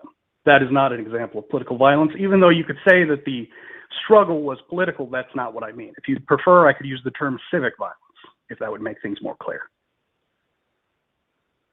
It really doesn't make things more clear for me, primarily because it seems to be the case from what you're saying that the implication is that governments are an amorphous thing that are not comprised of citizens. Is that, like, that's the vibe that I'm picking up here, is that you're saying that governments do one thing, people do another, as if you believe that governments are not comprised of people who are put into those political positions. I do believe there's a fundamental divide between the state and the citizenry, if that's the question. And it would take me a long time to explain it, but I'm happy to talk to you about it as much as you want to hear about it. So the American Revolution, was morally unjust in your view? Yeah, I mean, or at least to the sense that I wouldn't have supported it at the time. Cool. So you're fine. So you're fine if there's a totalitarian king ruling over people to where the people have no option but to revolt or be subjugated serfs forever. You think the correct moral position is to not revolt? Can I explain why? But I will say, yeah, and there's a reason. Even though I would obviously prefer a non-totalitarian government and would resist the totalitarian government to the extent I How could. can you resist? That's in contradiction with what you just said. Well, you can write a resist nasty letter. You can resist Yeah. non-violently. You can refuse Cool. to work for the state. You can refuse to. Matt, I apologize if I upset you. I was not my intent. I'm trying to be as direct as I can about this. Jack, I'm muted you because I'm getting ready to rant. I don't like you, Jack. I don't like how you say Matt over and over again and suggest that just because am expressing my befuddlement at how you're opposed to the American Revolution or opposed to any revolution, that you are set on such an incredible high horse of self-righteousness that absolutely no political violence within a system is ever justified under any circumstances. When I do that, I don't need you to apologize to me for offending me. That, by the way, comes off to everyone listening as some absolutely smug, cowardly shit. Just grab a hold of your sack and state whatever the fuck your position is and let the chips fall where they may. That's what we're wanting to do here. I get that you and I don't agree. That's fine. What I'm baffled by is someone who's saying, yes, I think that the American Revolution was unjust, it was immoral, and I'll tell you why. Okay, what was immoral about throwing off the yoke of a totalitarian king? Am I back on the line? Yes. That's why I asked you a question. Matt, I got to say, I think I may have to end the call if you're going to have an issue with me apologizing, because it's just... Goodbye. You don't get to decide when to end this call, you little shit. I gave you every opportunity. But you have this, well, if you're just not going to let me do this, and if you're just not going to let me do... I apologize, I didn't mean to... Oh, no, I apologize, I didn't mean it. No. You have a very, very confused position that I would have loved to get to. But when I unmuted you to allow you to get to it, instead, you made it about me again. Here's a pro tip. Everybody, if you're debating, you will see this. I almost guarantee you, if not next Friday, in 2 weeks on Friday. Watch how many times my opponent makes their position about me. I am irrelevant. If a Christian starts talking to tell their life story in order to give evidence for the God they believe in, they're stalling. Their life story is irrelevant to whether or not there's a God. What I believe is irrelevant to what you believe, Jack. You don't have to worry about offending me or anything else. We already knew we were in disagreement. You're the one who's making universal declarative statements of violence against the system that you are a part of is always wrong. No, it's not. Taking out the school bully is not wrong. If you can't do it by going to the authorities and you're just going to get beat up on the playground and get your lunch money stole, and you have tried all of the other options of how to potentially deal with it, knocking that motherfucker out is exactly the right move. And I am very opposed to violence. I'm just not as opposed as Jack is, where I'm going to sit there and let a government run over me and everyone that I love. And the only reason that Jack can be there and sit in that fucking position that he's in is because Jack is the benefactor of so much fucking privilege that he knows he's never going to have to revolt. And I find you, Jack, revolting. Or your positions are revolting. I have a pretty good idea that Jack's views on political violence would change in an instant, were we to have a king who decided that he was going to, I don't know, reinstate things like prima nocta, where before Jack could marry his wife and take her into their marriage bed, the king would first get to sleep with her. Yeah. I'm sure Jack would take issue with that, and he may even resort to violence were that the case. But as you said, he sits in this throne himself of privilege and either doesn't recognize that or he clearly doesn't recognize it, but either he's completely ignorant to it or deliberately ignores the fact that he's speaking from a place of privilege where he can have these lofty ideas that political violence is always wrong. And he can say that because he's never been oppressed and has no fear of being oppressed. I mean, I did 8.5 years in the U.S. Navy. I'm not a pacifist. I'm not opposed to violence. I am very much opposed to a lot of political violence. I think there were a lot done on behalf of BLM and other organizations over the last few years that I did not agree with.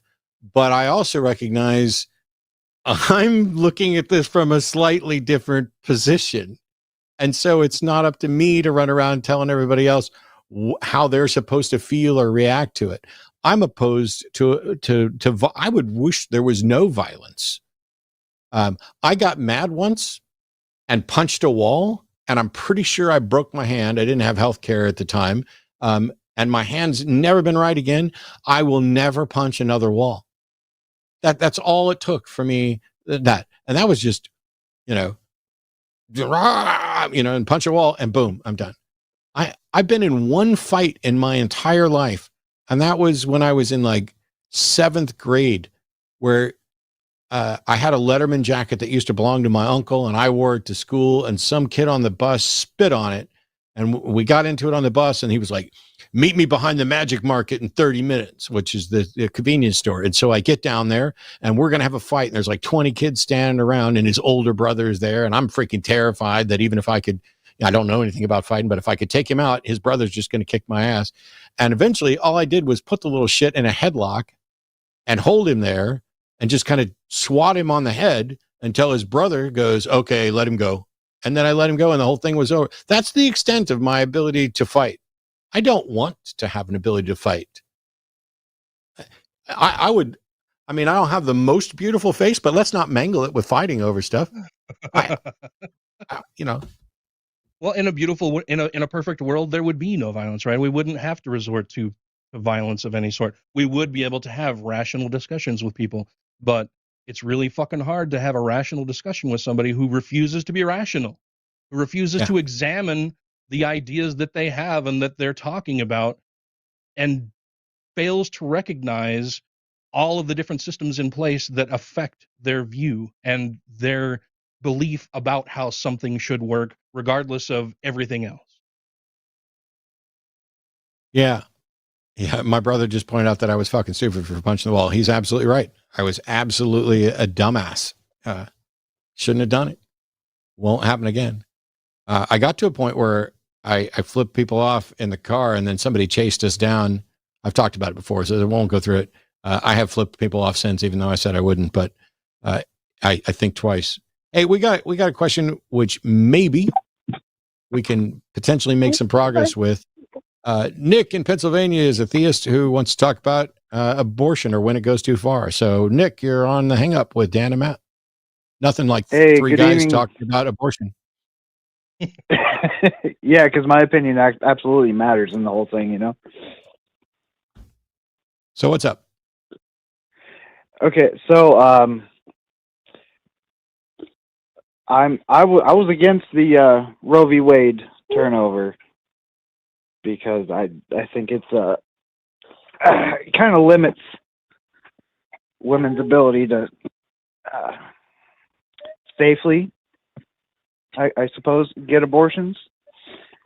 And but I also, I'm in Dutch country, so I come from a very conservative part of the United States. So I grew up thinking abortions never, doesn't matter regardless circumstances. But since then, I've kind of changed my views into, besides the marginalized cases like rape, incest, and health concerns for mother and child or woman and child and stuff like that. I think personally it should be cut off at the end of the first trimester. Okay.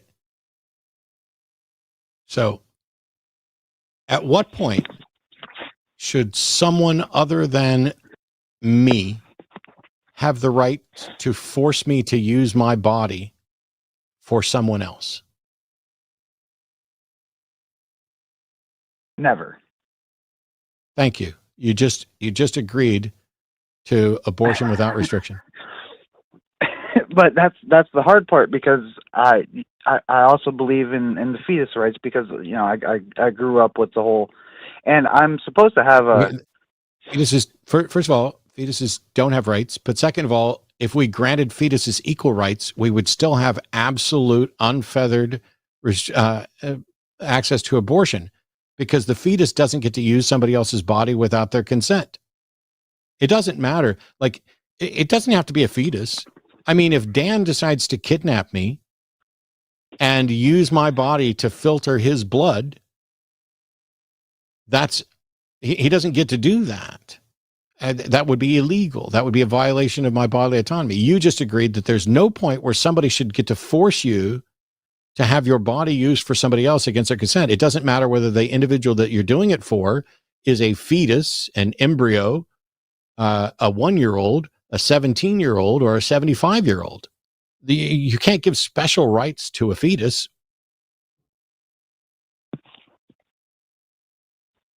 Yeah, that's fair. That's fair. I mean, I wish there was more to kind of dig in on, but my position on this is really simple.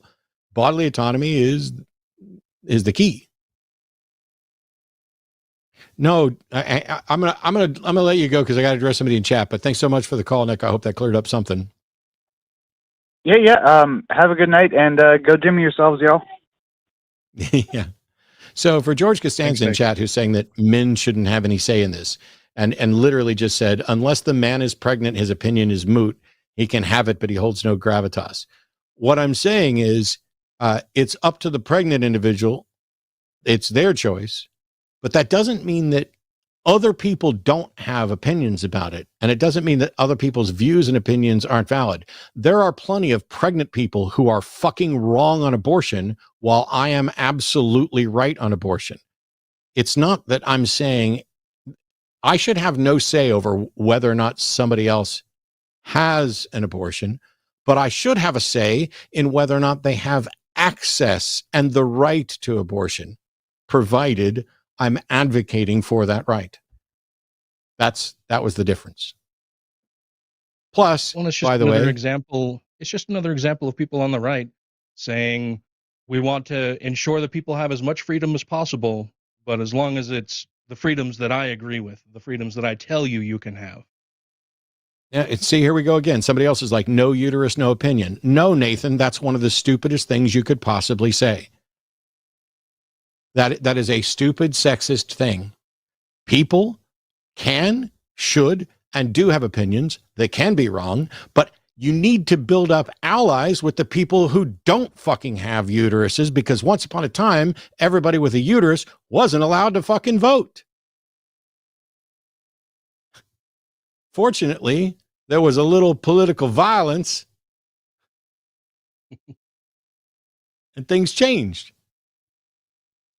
If there's not a baby, a fetus in my uterus, then I don't have a say about that particular pregnancy. But about the subject of pregnancy, that is something that where not only can, should, and will everyone, hopefully, have some opinion, but they're valuable. Oh, look, I've debated abortion against an atheist woman. Okay? Against an atheist cis woman who could potentially become pregnant. For you to suggest that because I don't have a uterus, I shouldn't have been stating my opinion on that is not only embarrassingly stupid, but what it would mean is the atheist cis woman would have been able to present her position uncontested. It's fine to say that it's up to the individual who's pregnant. Just be careful with the words. because what I think or what Dan think doesn't fucking matter at all to Suzanne down the street when she's pregnant. We don't get to decide for her, but got to get people involved. This is how we lose Roe. It's a bunch of people. Oh, no. Well, anyway, I have loads of calls left,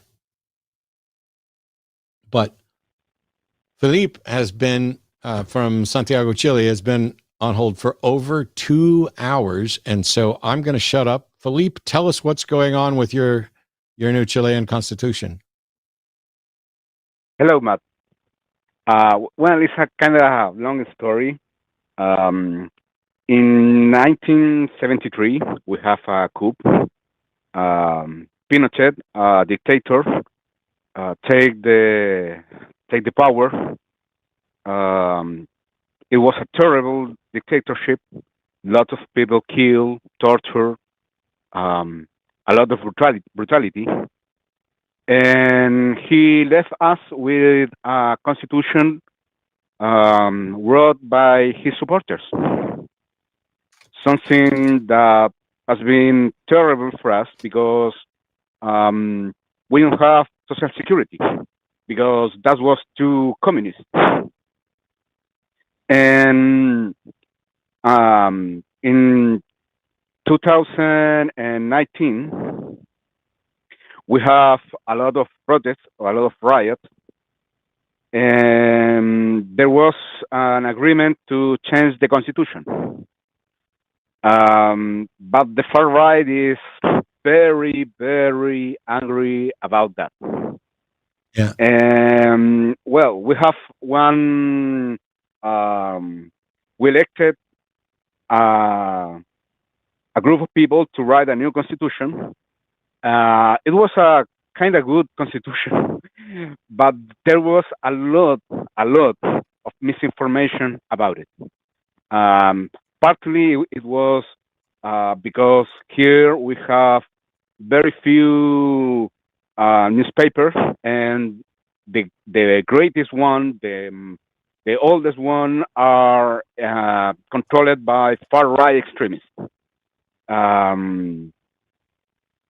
This newspaper, they helped Pinochet reach power. That kind of guys. In fact, Can you say that one more time? In fact, those newspapers helped Pinochet rise to power. That kind of bad faith we are talking about. There is a newspaper called El Mercurio.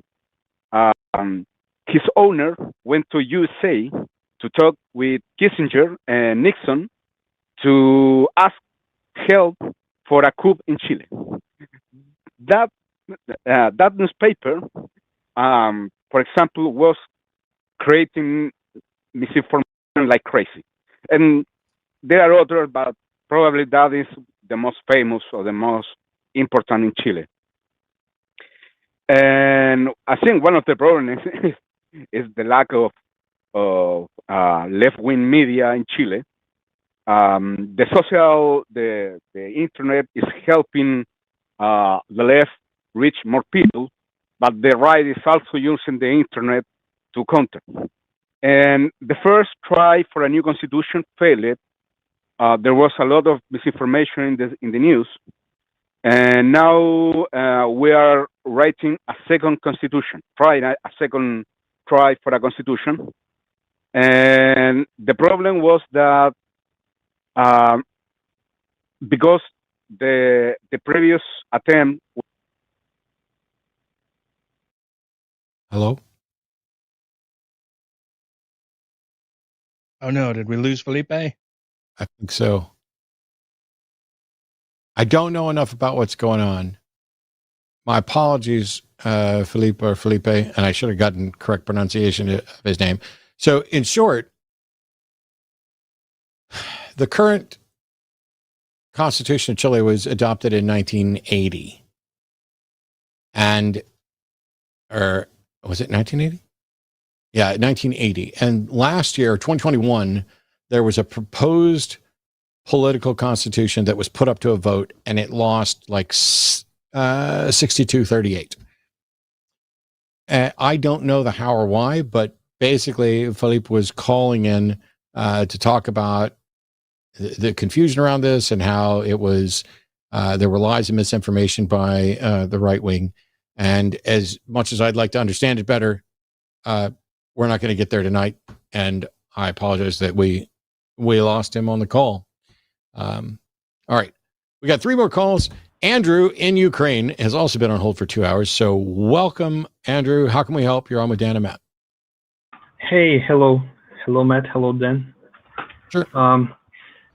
So before I get on with my question, can I specify, like you said that you said about abortions that and by the way, I'm with you on the issue of abortions, but you said that everybody should, everybody is entitled to an opinion. It's a right for everybody to have an opinion, even for those who cannot get pregnant. So but then you said it's like only if they support the rights, support the abortions. And by this logic, I just don't understand why not then allow that was not serious who are against this. That was not serious. Sorry. Oh, okay. All right. Sorry. Sorry about that. I didn't get it. No, it was basically joking, saying that everybody who agrees with my position should have a voice. Yeah. All right. I got it. And I'm only saying that because there are people who suggest that other people shouldn't have a voice, and I'm like, no, some of them agree, and you want them to say it. So yes, no, it was like you're right as long as you agree with me. That kind of joke. Sorry. Oh, okay. Well, I misunderstood. You want people with privilege to be able to spend that political capital. You want True. them on the front lines exercising that political capital because it can't be taken from them. They aren't in fear of being subjugated. They're the ones who can be your best ally.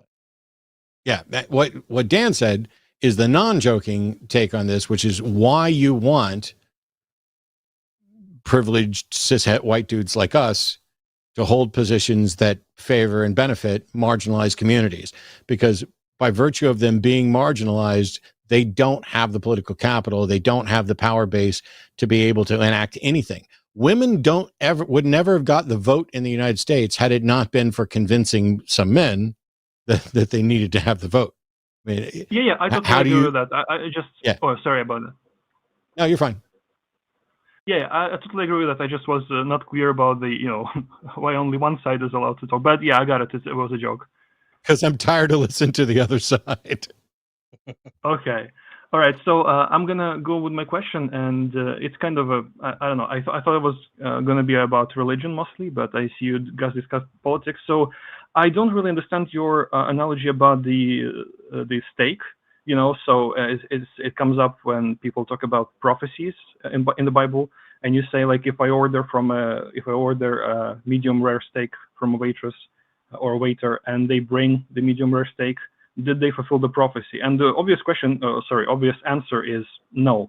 But I'm not understanding how is it really I don't see the link. How is it related to prophecies? How is that an analogy with the prophecy? Could you explain that, please? Sure, because, for example, you've had a bunch of individuals who look at passages in the Bible and say, oh, here's a prophecy about something that's going to happen in the future. Let's work to make that happen. If people are trying to bring about the war to end all wars, then this wasn't so much a prophecy as it was a statement that somebody then went out and did. And it's roughly the same of saying, hey, go get me a medium rare steak, because they're actively working for it. This is one of the problems if somebody makes a prophecy public. It's kind of like when there's a camera involved and the camera's watching, people are going to be different because the camera's watching. So it's not impressive to me for someone to say, at some point in the future, somebody's going to name their kid Fergalburgle. Because now that I've said that, anybody who wants to make my prediction correct just goes out and names their kid Fergalburgle, and all of a sudden they get to claim that I'm a prophet. But being a prophet means that you need to, You need to be conveying information that is fulfillable by a single set of circumstances that is not prone to interpretation or directed action. If I say, like, if we say, when John F. Kennedy, there we go, this is a great example. When John F. Kennedy said that we're going to go to the moon by the end of the decade, he wasn't a prophet. He was saying, Wasn't he? here's what I want to do. Let's do it. And then a bunch of people got together and did it. Didn't mean that he had prophetic knowledge in 63. Okay, I understand that, but are all the prophecies in the Bible kind of in the same category where people were kind of like aware that there were those prophecies and they like purposefully worked towards that? Or no, like, for example, it's not like the Mary, you know, purposefully gave birth to Jesus, you know, according to the story. Sure, but that's not a prophecy or a prophecy fulfillment. There is no prophecy about Mary giving birth. Oh yeah, I think I got it. So my objection, so when we talk about prophecy, there's a certain criteria that have to be met for it to even be considered and counted as a prophecy and whether or not it became fulfilled. Some of those are excluded by people actually acting to work out the prophecy. I wasn't in any way saying all prophecies fit that model. The thing is, I'm not aware of any prophecy ever that has been confirmed to be specific and true and came about. What happens is, after something happens, somebody goes back and finds a passage somewhere that they can interpret as fitting it. Just because they have the prophecy written, so they're aware of it. Maybe it's confusing in many cases what counts as prophecy. Quite often, something doesn't become prophecy until after there's been a proposed fulfillment. So somebody says, oh, Mary was a virgin who gave birth, which has never been proven to be true, that it happened at all. But also they found this passage, but the passage doesn't say anything at all about a virgin giving birth to a savior. It's interpreted incorrectly. So it's not even saying what it is that, matter of fact, them claiming that it's fulfilled prophecy works against them because it isn't prophecy. It's like saying landing on the moon was fulfilled prophecy. But I don't know how else to explain the problem there. Yeah, no, I think I got it. I'll listen to this again and think about it. Can I go along with another question? Sure. Yeah. So it's about this point you were making. I think you were quoting somebody, but so the point is that like when you create like when you decide how to organize like this system in the society, how the society works. You want it. You basically you want it to be such a society where you don't know which role you're going to be playing, which position you're going to be taking, and so then if it's fair, it's fair, right? So like that analogy, you got what I'm talking about, right? Yeah, it's a veil of ignorance. It's Rawls, not concept. Go ahead. Yes. So the question is,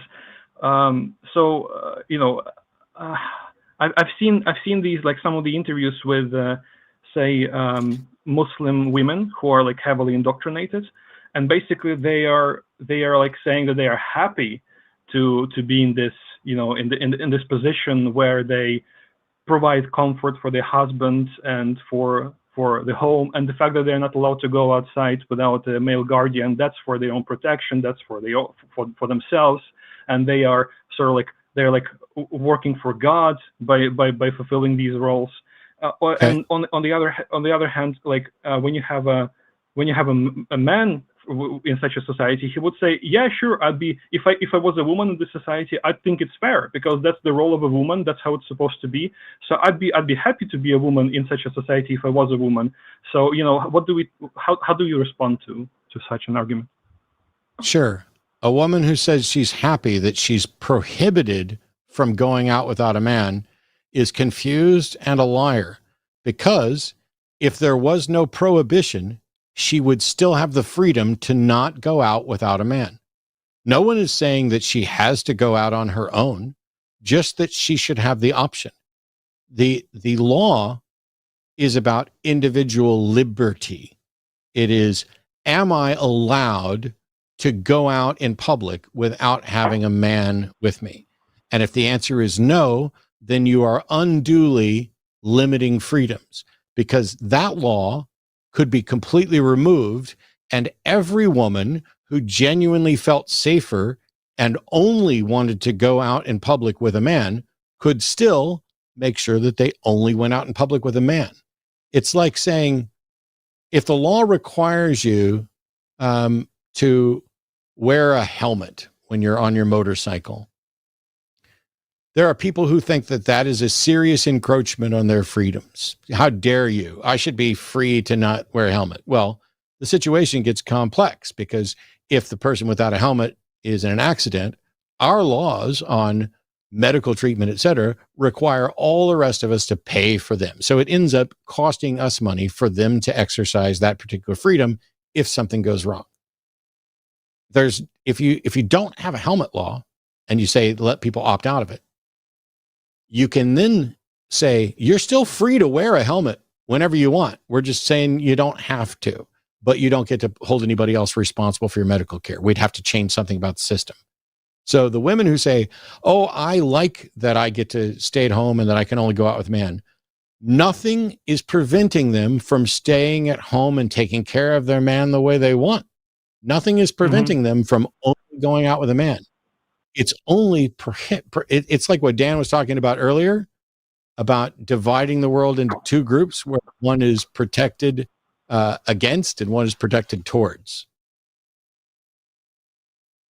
Yeah, okay, I got that, but what about, like, when I'm trying to explain that to, say, a Muslim man who says, like, I think this argument about like you could have gotten a different role in this society, I think it's a powerful argument. But what if I present it to this Muslim man and he says that yeah, that's fine, if like that's fair.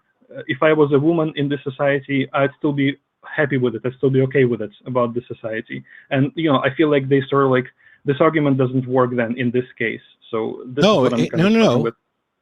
If they were a woman who wanted to go out without a man, they would no longer be okay with the law. They're saying, they're both saying that if I were a woman and was okay with the law, I'd be okay with the law. Well, that's a tautology. It's about, what if you're a woman who's not okay with the law? That's the person they have to imagine that they are. They might as well be saying, hey, the law is just fine for genital mutilation, because if I was a woman and I was convinced that Allah wanted my genitals mutilated, and I had no mind of my own and no will of my own, I would be just fine with it. Well, you don't get to do that. The issue is, imagine you are all possible people under that law. Yeah, I see. Not just the fictional one you might as well be saying, hey, I'm fine with the free speech laws that don't allow anybody to criticize Muhammad. That's perfectly fine. And I would be fine with that if I was a woman. And I would be fine with that if I was a Christian. And I would be fine with that if I was an atheist. No, you fucking wouldn't. Muhammad was a pederast who inspired child rape and has inspired other people to defend it. I'm an atheist. I'm never going to be fine with people telling me you can't draw Muhammad, or you can't criticize Muhammad, or you can't criticize the Bible or Christianity. You don't get to just cherry pick which, it's like there's a million different categories of people that the law is going to impact, and you don't just get to pick two and say that I'm okay as long as I'm one of these two. Well, okay, but then I understand that point. I got it, but and this might be a silly one, but what if I am like a criminal, and basically because we have laws that prohibit crime, like for instance stealing or robbing people, I'm gonna say that this is infringes on my freedom or something, or this is I don't know if this is probably a silly one, but it's like, I don't know. I think I think I'm going nowhere with this. Sorry about it. Okay. Because you Yeah, got to figure out some okay. way to deal with criminals, and you don't get to say, well, I'm a criminal, so I'm opposed to being, incarcerated for being a criminal. I mean, who wouldn't be? That. Yeah. Unfortunately, what if you're that criminal's victim? Yeah, right. Yeah, okay. Oh, I got it. and as Matt Yeah, mentioned earlier, Mhm. you want to try to ensure enough liberty and freedom for people that their freedom to do something stops when it infringes on your freedom, right? So your Mhm. freedom as a person who owns a shop somewhere, who has customers come in and out, you want to make sure that they're able to conduct their business. You don't want to allow somebody to go in there and just rob them blind, take whatever they want, because that infringes on the other person's right to maintain their store, to sell their wares, to conduct their business. Your rights end when it infringes on somebody else's But hopefully that's good. I understand. got to move on at this point, Andrew. Just give me a moment. I just wanted to I hate speaking on behalf of the whole country, but I think in this case I can. I would like to say thank you to the people of the United States for all the support provided to Ukraine. It's very appreciated, and it's being used very well. Thank you very much, and good luck on the debate against the Muslim guy. Luck won't be an issue, but I appreciate it. Yeah, it won't be. Thank you. I wish there were. Goodbye, sir. I wish there were more people in the United States who were similarly supportive of Ukraine, as Putin just kills people who disagree with him. In plane crashes, no left. No they left. Just fall out of the sky sometimes. Yeah. Boy, it's convenient that right after he tries to stage a coup, his plane just falls right out of the fucking sky. Weird. Who knew how that happens? Hey, look, I got 2 callers left. Olivia, hang on the line. We're going to take you as the final caller tonight before we take super chats. But my next caller is a very special guest that most of you will know from this show as well. She has a birthday coming up, and she is in charge of Black Nonbelievers. I've had Mandisa on the show many times. The Black Nonbelievers are having a cruise in November that I was supposed to be the guest speaker on. Unfortunately, due to health issues and medication issues, I had to cancel BajaCon, my appearance there last week, and I've had to cancel my participation in the Black Nonbelievers cruise. And Mandisa is coming on to tell you exactly how you can participate in her birthday fundraiser to get more funding to Black Nonbelievers. How are you, Mandisa? Hey, Matt. Hello. Hi, Dan. Hi. How are you? Good. Missing your face, man. It's been too long. Yes, it really has been. I am so glad to be on the line tonight. Woot. Just as a guest. That's right. So I appreciate. Yeah. So I was just listening to the last few callers there, and as they talk about abortion and abortion rights, this reminds me, recently I had the opportunity to counter protest here in Georgia. Folks at Operation Save America. These guys, and it was mostly men, were harassing the patients in a clinic which was run primarily by Black women and serviced mostly women of color. And there were some abortion defenders, and I had the opportunity to participate in counter protesting them. And what you said about having male allies who are pro-choice and who have the ability to influence policy in favor of women's rights is absolutely going to be important, because these other folks are absolutely insane. Yeah. I've never actually seen, I had never experienced that up close and personal. but just some of the justifications that they use, especially from the Bible, about, about the fetus rights and all of these other things are just absolutely horrendous. And unless you've ever experienced that up close, you just never really know. Yep. It's so important that people are continuing to support reproductive choices, especially women. And also, as a woman who has made, who has, had abortions, and I am not ashamed of that. As a woman who has had abortions, as a woman who has had children, I considered, my husband's, opinions, even though I was the one carrying the child. It's still, it is absolutely important that if you are a part of a family unit, or if you are directly involved with the partner with whom you have created this child, communication is still important, even if ultimately you have to make that decision on your own. But, it's not just, and most people think that, the justification from some of these people is that, oh, well, these women are just out here screwing. They just want to, have these abortions as a form of birth control. And that isn't true. That isn't true for a lot of people. It is often a very challenging and tough decision to make. And a lot of people really don't understand that. It's one of those where for the longest time, and still in some places, an adult cis woman cannot get her tubes tied without her husband's permission or consent. We are not far removed from women not being able to vote. We are not far removed from women not having any autonomy and control over their own biology.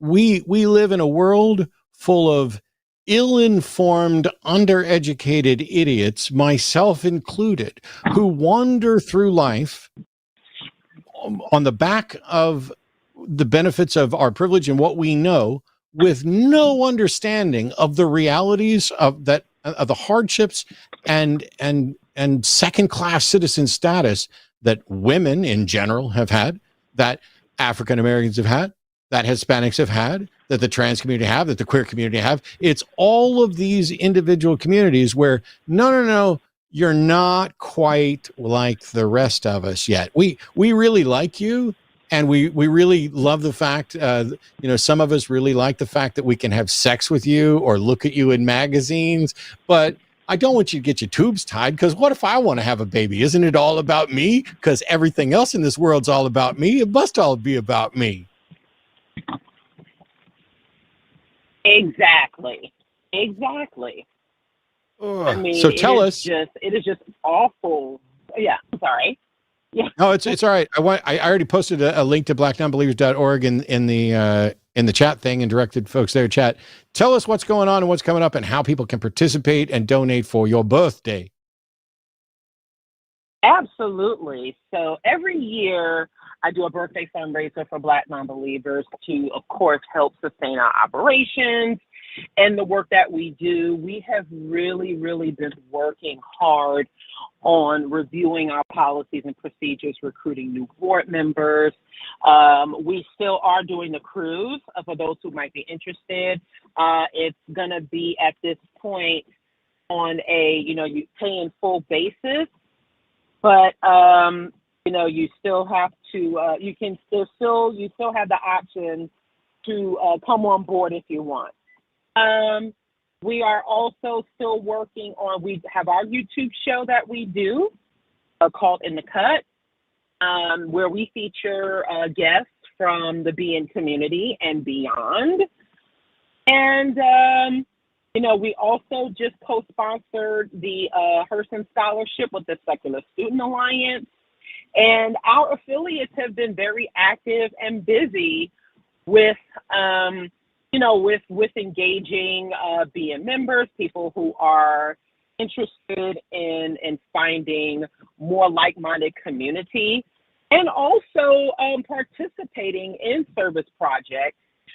We will be looking to support more reproductive justice outlets that especially focus on women of color, LGBTQ folks who are doing that frontline work in reproductive justice and reproductive health. Because, of course, we stand for that as an organization, as a women-led, women-empowered organization. That is extremely important to us. So we're doing a lot here. We are doing a lot of Black Nonbelievers. We're getting ready for Dragon Con, which starts tomorrow. So we will be tabling there. I will be speaking at the Skeptalk. I'm also happy to announce that I am officially back, the part of the Godless Gospel Project, which is a primary production of the Freedom from Religion Foundation. They are still looking for singers. This is a paid opportunity.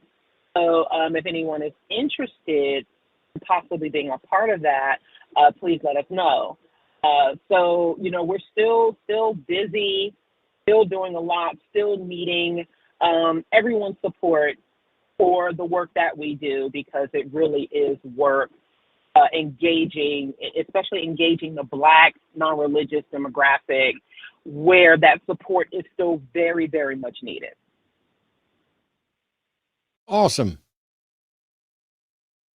Well, I owe you an apology, even though there's nothing else that could be done about it.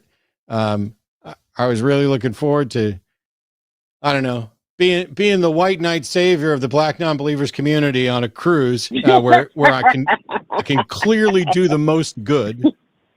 But while my doctor has praised me on a number of things, and I just went for labs the other day, and a number of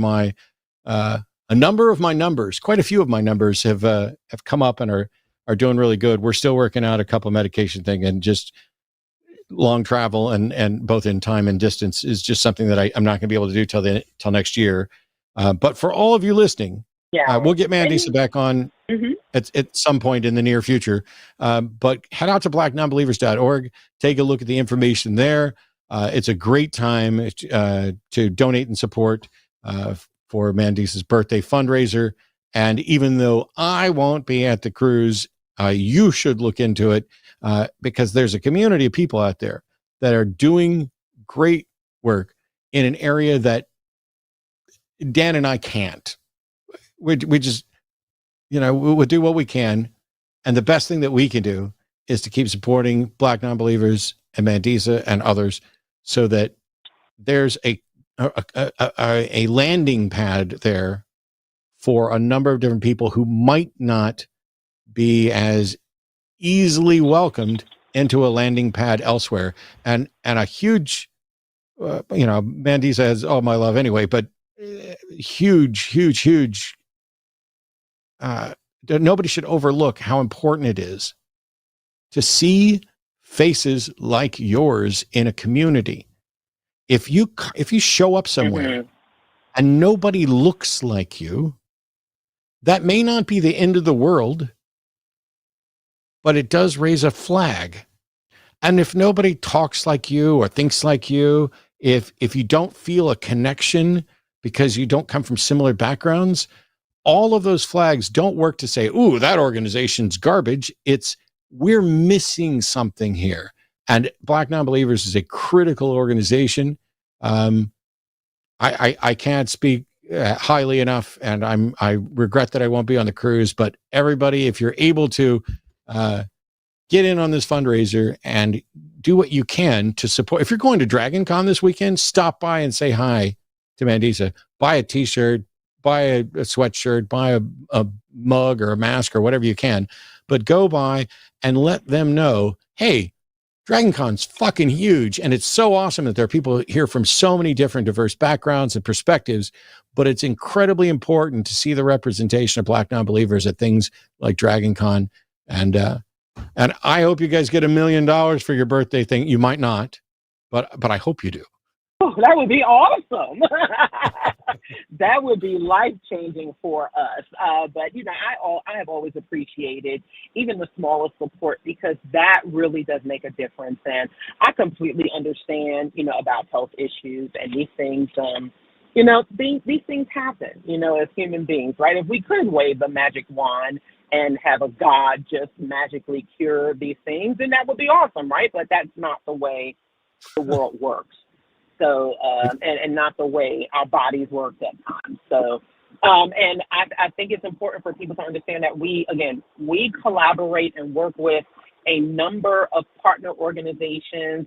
We have always featured at our events non-Black folks who are doing a very important work.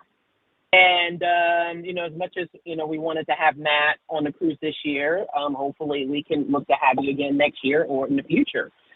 We featured Darrell Ray before. We featured other folks. And we want to let people know that we are doing our part in contributing to the diversity of this community, especially with our collaboration work. And I am really, truly so grateful to you, Matt, you, Dan, and all of our colleagues in the secular community who have supported us through thick and thin, and understanding that all of this work is important. And it really will take all of us to be uplifting and continue, and for us to continue our fight for those who are feeling more marginalized and who are more marginalized in many different ways. Yep. So it really, really makes a huge difference. So thank you. I can't thank you enough. Well, call me back. Call back this Sunday when Jimmy and I are on. We'll promote this again and see if we can get this going. I know you're going to be busy at Dragon Con, but and so if you don't call in, we'll at least share out the link as well. I don't know if you saw it, but in chat, my brother volunteered to take my place. I don't know. As much as I love him, I don't know that he'd be a good fit with the mission to cruise. But you know, God damn it, he should get to go on a cruise too. It's a cruise. It's a cruise. All right, I'll talk to you this weekend. Yeah. Enjoy yourself. All right now. All right. Whoops. After all right, Matt, I clicked don't, and she said one more thing. It's always one more thing with the delay. I feel like I'm just being nice, and then I cut somebody off in mid-sentence when they're trying to say goodbye and be nice. Yeah. You know, I've had Mandisa on the show many times, and one of the most common things is, why do we need a Black non-believers? You know, why isn't the regular non-believers group enough? And it kind of gets to the same misunderstandings as why don't we have a White History Month? And you know, we do. All of them are already White History Month. You know. Plus, I don't think I really want people like Kid Rock teaching history, white or otherwise. All right. Final call for tonight, and then we're going to get on to Super Chats. Olivia, thanks so much for holding for well over an hour. Olivia's a theist in Texas who thinks the left can be saved, but isn't likely. So how could we do it, and why don't you think it'll work? Uh-oh.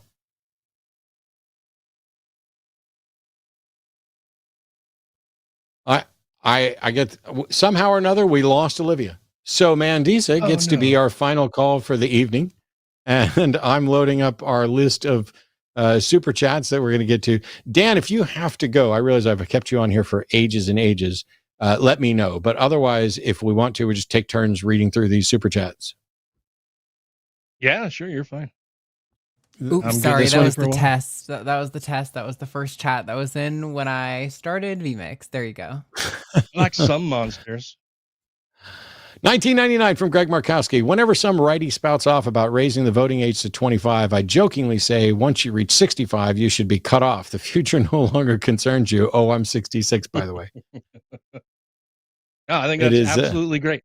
That's perfectly valid. We have laws being put in place right now by people who will never, ever see the results of the laws that they're passing, that are affecting the lives of everybody else who will be left behind once those people are dead, long and buried.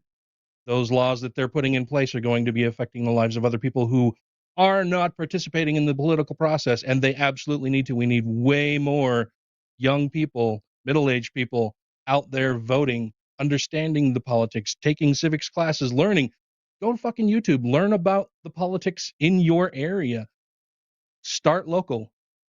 Run for office if you can, but first vote. It's the one thing that you can do that absolutely affects your life and the life of everybody else around you. When I talk about the fact that we live in a participatory system, a representative, a republic, democratically elected republic, it's not just to just like shut down the conspiracy theorists. Conspiracy theories, yes, there are real conspiracies. But the conspiracy theorists that want to try to pretend like both sides are the same, no, they're not. Oh, it's us versus them, with them being the government. The government is us. That's the ideal. The problem is we're fucked up. And that means our government is fucked up politics as well. And yes, it's just the way it goes.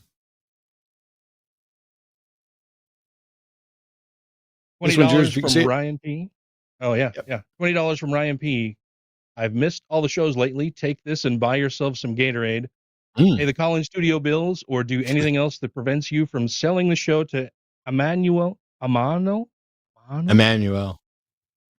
typoed. Jimmy, feel better soon than GJY. I'm not sure what that is. Normally it's go fuck yourself, but yeah, apparently I missed this too. While we were gone, Jimmy told everyone to change it to go Jimmy yourself. Go Jimmy. That's go Jimmy also pretty funny. Jimmy, you can't change catchphrases while I'm on vacation. You don't get to just come in and say, oh, what used to be Fergal Burgle Manergal Burgle is now Dippy Dooba Da. You can't do that. You got to send me a note. But 1999 from LA Silver Surfers. Will Trump go to jail? I suspect that even if convicted, Trump will not actually serve jail time. I think he should if he's convicted. I hope he does if he's convicted. But I think even if convicted, he might not. And I don't know the how or why, but I do know that when Ford pardoned Nixon, that type of thing is done for the sake of, for the sake of the Republic. And I could even see like Biden or somebody else doing that, because having a former president incarcerated, I'm sorry, I think I just got an erection. Having a former president incarcerated may not look good for the country overall. I don't know. You think he's going to jail? Honestly, I don't think he's going to end up in jail. I think that if anything, it'll be like a house arrest arrangement, because he's got Secret Service protection for life. Unless we change the laws around that and say that if you're convicted of a felony, and then you lose that right. If you're convicted of a felony, you have to go to prison. You lose that Secret Service protection. But as it stands now, that is the case. And I don't see, unfortunately, a situation where we would actually incarcerate him. It's really tough. I would love to see him in an orange jumpsuit behind bars, but I just don't see how that will happen. I think if anything, it will be monetary penalties and house arrest. Yeah. I don't understand the problem with Secret Service. You can incarcerate him and just have the Secret Service stand guards in normal rotations like they would anywhere else. They don't have to be incarcerated. I would love for that to happen. I mean, I think that would be fantastic. That's the ideal. I think he absolutely should have to go to fucking prison. There's not the whole idea of laws for thee and not for me is bullshit, and that's how we lose faith in our government system. That's the whole idea of Ford pardoning Nixon. I think it was perhaps done with the idea in mind that it would be damaging to our democracy. We would lose faith in systems. But now that Trump is on the scene, that is actually a really fucking bad thing, because it set a precedent that, oh, well, if you're president, you can do whatever the fuck you want, and somebody will either pardon you or you'll just get away with it. Yeah, And I think he needs to go to jail. A really just terrible idea. Oh yeah, nobody should be able. $10 from the Raven. The Raven 200. Sorry, I know people who believe that defending the notion that being gay isn't a choice makes you gay. Anyway, he probably isn't here, but Jimmy, go get choke slammed off the stage by the Big Show. That would be. I mean, Jimmy's a good sized dude, but I'm pretty sure Paul could actually easily choke slam him. 1999 from Eric America. See, I take the easy ones and then I give you an easy one. Oh, nice. $10 from Deicide. Thank you very much. Sweet. So first, thank you so much, Erica, and thank you, Deicide. £10 from Helen Lawson. Politics in America and the UK is damaged by people who always vote the same way. Ooh. The Republicans and Tory parties have fundamentally changed, but people still vote the same. How can we change that? I don't think that's true. Now let me say what I don't think is true about that. The Republican Party in the United States, the Democratic Party in the United States have over time almost flipped their positions on things. It took some time. I don't think that, I would have voted Republican when the Republicans thought this way. I absolutely, I'm saying I would have done that. And if the parties flip again, I'll be a Republican because I'm voting for the ideas. I don't know anybody who, I know people who used to vote Republican who vote Democrat, and people who used to vote Democrat who vote Republican. I don't know anybody who's just said, I'm always going to vote for Republican, even if they completely become the party that's the opposite of my views. But I don't know. Yeah, I think unfortunately we're seeing people who are doing that. I mean, I don't know if you like watching Jordan Klepper talk to Trump supporters as much as I do. I love it. Watching the clips of him absolutely destroy these people just by asking them simple questions is one of the things that I think I'm getting an erection now, because it's just so delightful to see people get so twisted up on their own thoughts and ideas based on nothing more than people that they hate and want to see fail. And that's the Republican Party has turned into the party of grievance and hate, and fomenting that hate and moving it toward violence more and more every day.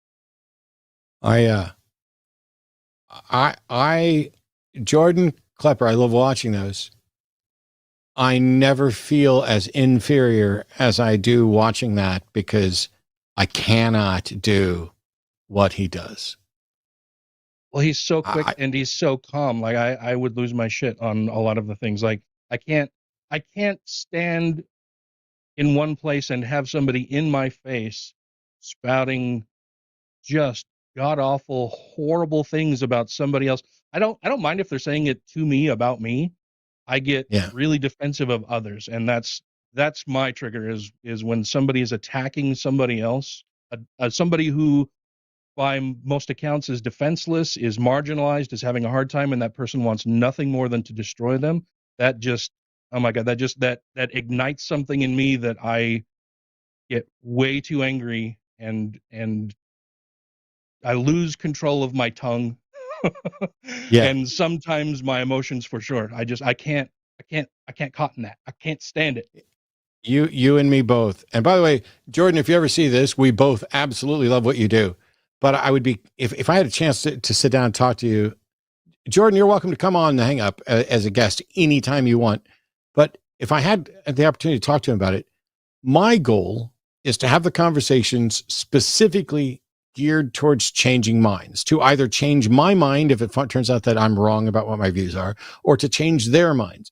Because if we just have the conversation and we constantly leave thinking we're right and the other one's wrong, we haven't done a thing. And in that sense, I don't think Jordan has done a thing. And by filming it, it would be nice if we could show that what he's doing is changing minds somewhere. But considering every clueless buffoon he talks to who ends up on TV, they don't change their mind.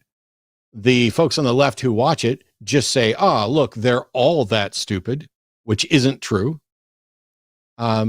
And the people on the right are like, well, of course you're going to interview the idiots among us rather than those of us who have data and everything else.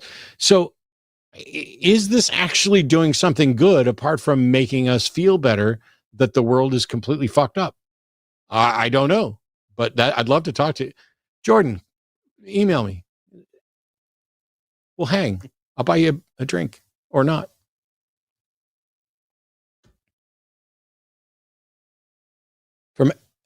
I got it. Is this fine? 1999 from LA Silver Surfers. Is talk of Civil War patriotic?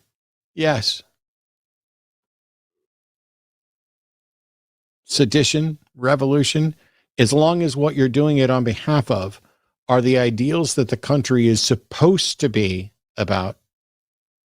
When what your country is and what you've agreed to and what you've championed begins to change, then talk of civil war is patriotic, because it's the change that is unpatriotic, and you're standing up against the thing that's unpatriotic. You don't have to be jingoistic to be a patriot. I think that was perfectly stated. I don't have a whole lot to add there. Well, then you can read the $20. $20 from TACIS. Hope I pronounced that all right. I've been saying the liberal Democrats are the do-nothing party. Why does it feel like the left has a harder time uniting than the right does? It's a good question, and I have had similar frustration in the past. I don't think that the Democratic Party is the do-nothing party. I think it is the party who does a whole lot of shit that they don't message well at all. They do not tout all of the victories that they've had because they're more interested in getting shit done than in bragging about the shit that they've already done. You see Republicans and people on the right for ages talking about shit that they did in the past, shit that they would like to do, but that they never fucking get done. And Biden has done a lot of really great shit. We're talking about insulin capped at $35 for people who need it. We're talking about, he announced just yesterday that they will now begin with cost controls on various medications. I think they released a list of 10 medications initially. That will be expanded. He's put through a bunch of student loan forgiveness policies that the right is still trying to get rid of. We've passed trillions of dollars for IRA and for improving our infrastructure, stuff that other parties, other politicians, even in the Democratic Party, have talked about for decades now and have not gotten done. Joe Biden fucking got a lot of that shit done, and he doesn't get enough credit for the things that he's done. And it's not just him, it's everybody in his administration who are helping to craft and put in these policies and legislation that are huge benefits and a boon for everybody, but they are really fucking awful at messaging that and repeating how great the things that they are doing are and how many of those great things that they've done. Yeah, it's I don't know enough.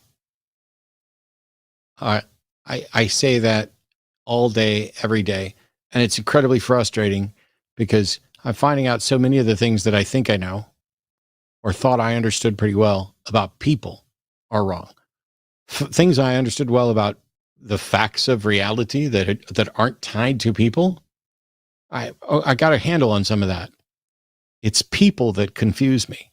And we did a whole show about whether or not I'm somewhere on the autism spectrum, because there's a number of people who think that I am. I've never been diagnosed that way. I haven't gone to take the test. It wouldn't bother me either way. If that were the case, I'm still whoever I am. And my arguments and my positions are still correct and well defended, or they are incorrect and poorly defended, whether or not I'm somewhere on a spectrum or anything else. But every day, I think there's a greater chance that I might be, the more confused I am about everybody else in the fucking world. I just genuinely, the people who say, like I had a caller on Sunday who just said, yeah, I don't really care if it's true. I just care if it's comforting. Now, I understand that you can do that. I just don't understand how any sensible person could do that. You don't do that for, I'm getting ready to cross the street. It would be comforting if there were no buses coming, but believing there's no buses coming is less important than knowing whether or not there is a bus coming. It's just, I'm. Yeah, It's I like don't I wake understand up in people. Bizarro world every day. Yeah, I don't understand people who have no concern for what is true. They like, how do you live your life that way? How do you do anything if you're unconcerned about believing and understanding things that are true versus what you just want them to be? Yeah. What if you only ate the things that taste good with no regard to which ones, how they actually impacted your body? Well, you'd look like me. Or me. Yeah. Yeah. I mean, there's other things to consider. $10 from Della Luna. I heard this could help save the left, as appetizing as that sounds. I do hope one day we can come to the conclusion that not all issues like climate change are not bipartisan. Yeah, I don't understand that.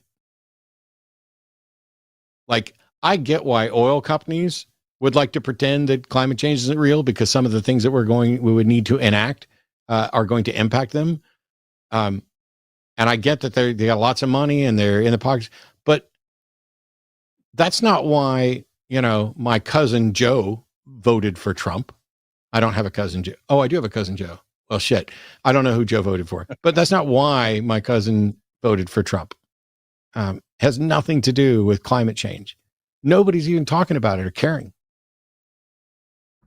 I was really upset by a lot of the things that I saw during the Republican debate. The thing that stood out probably the most for me was when one of the audience members asked a question about climate change. And this is somebody who's a young person in the Republican Party, but who understands that climate change isn't a partisan issue, or shouldn't be a partisan issue, that it affects all of us and that it is real and happening right now. You can see evidence of that all around you, everywhere.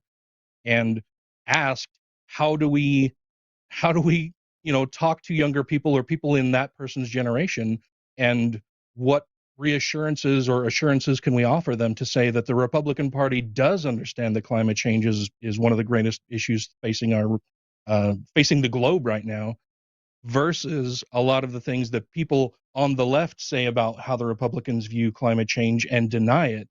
And Vivek Ramaswamy was the first to throw up his hand and say that he thinks global climate change based on human activity is a myth. And he said that he actually, I think he began his answer with saying, because I'm the only one on stage here who is not bought and paid for. And that's fucking bullshit. We found out just yesterday, I believe, that he is bought and paid for, and it's because he owns millions of dollars in stock for fossil fuel companies. He doesn't want to see that decline or go away. He wants to continue making money off that. And if he can win office and get policies put in place that prolongs our use of fossil fuels or increases our use of fossil fuels, that's going to put more fucking money in his pocket. That's what he's concerned about.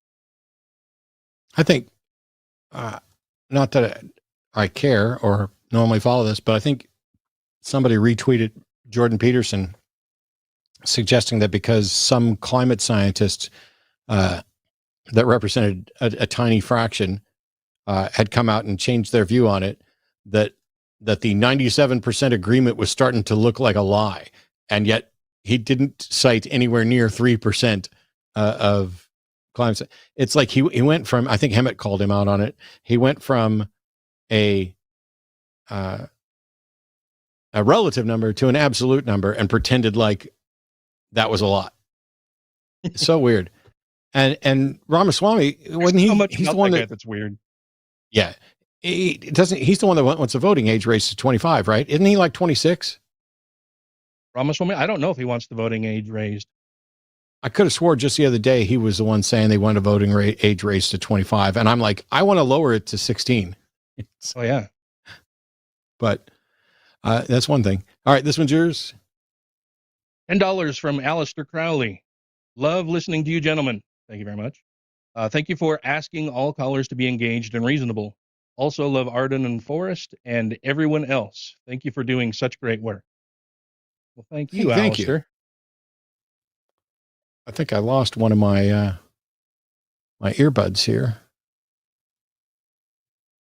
See if I can fix this while we do this. $9.99 for Melody Kate. I have no words for the right-leaning callers. Thanks for using solid words to point out the error of their ways. It's incredibly frustrating to repeatedly ask someone, hey, can you defend your position? Can you answer this? Can you, and try to define terms and be reasonable about it, only to have absolutely nothing.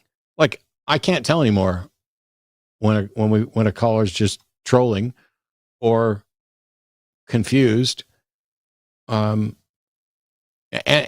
I don't just say that as in like, these people are stupid. No. I'm saying for the most part, I believe that people are being genuine in conveying their thoughts. It's just strange to me that their thoughts so often don't form, they're not able to construct a cogent representation of those thoughts that allow us to get to any kind of discussion. Yeah, I definitely lost an earbud, but I got one still. Well, I think one of the things that's most frustrating to me is in having a conversation with somebody and you ask them a question that they don't just answer the fucking question that you ask. Like, I'm trying to understand your position. This is what I think you said. Is that what you indeed said? Yes or no? And they'll go off on another tangent completely unrelated to the questions that you've been asking and the discussion that you've had up to that point. It just becomes a huge fucking waste of time, and it's so frustrating and aggravating. I know you, Matt, get very frustrated and aggravated by it as well. Yeah. And I want you to know that as somebody who watches a lot of your content, it is very aggravating. And I know some people have given you shit for hanging up on people or telling them that they're wasting your time, that they think you're too gruff or abrupt or abrasive. And that's absolute bullshit, because most people who are watching want to have a better understanding of the positions that people are taking. And if they're not going to answer the questions honestly, then it's a huge fucking waste of time and they can be dismissed. Yep. This one's yours. I'm going to swap out my headphones real quick. All right. $10 from Limited Light. Is the caller a theist?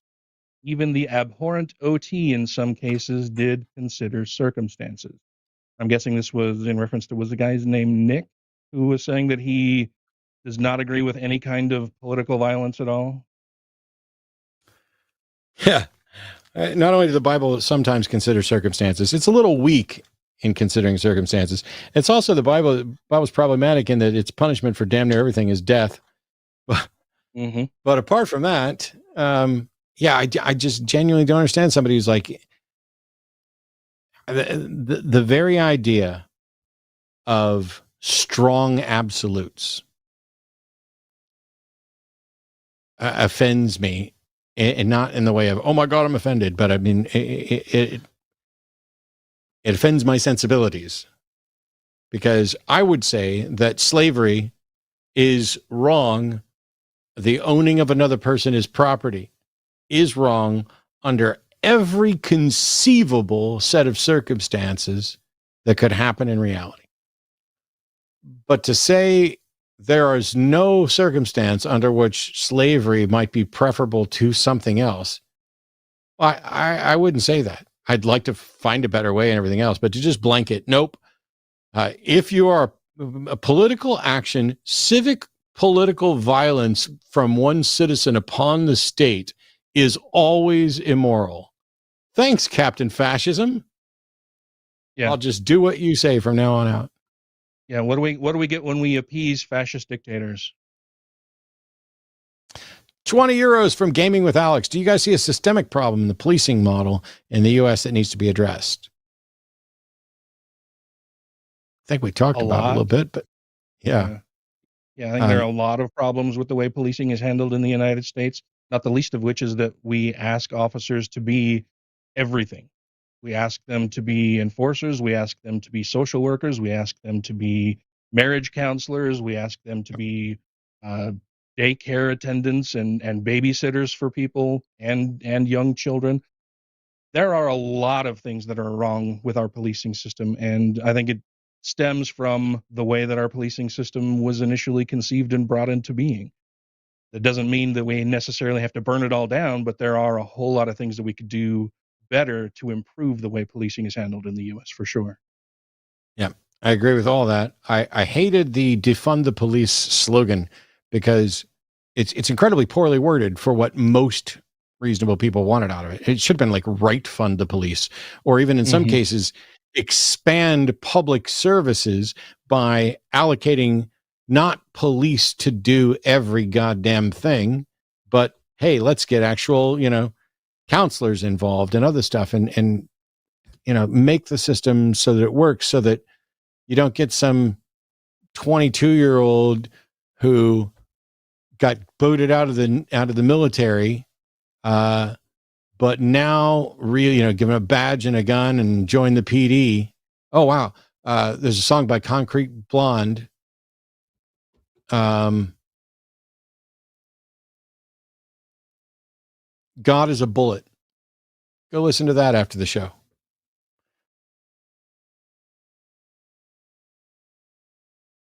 $11 from Cloud Kicker. Some super chatter wants Matt to shout out a lecture series. Noam Chomsky speaks about cognitive revolution. It's just a thought. Y'all have a good day. # just YouTube it. There you go. I haven't watched it. I don't watch much of Noam stuff. And honestly, Noam and I've never had a conversation in person or directly, but there was an instance where somebody who was a fan of me and a fan of Noam would email Noam Chomsky, get Noam to reply, then send that reply to me for me to argue against Noam, take my reply back. I thought I was just talking to this person. He would then send my reply to him, off to Noam Chomsky, who would then reply to my criticisms of him. So this guy had me debate Noam Chomsky by proxy in an email. And when I found out what was going on, I fucking lit him up. I was like, I'd love to have a conversation with Noam one of these days.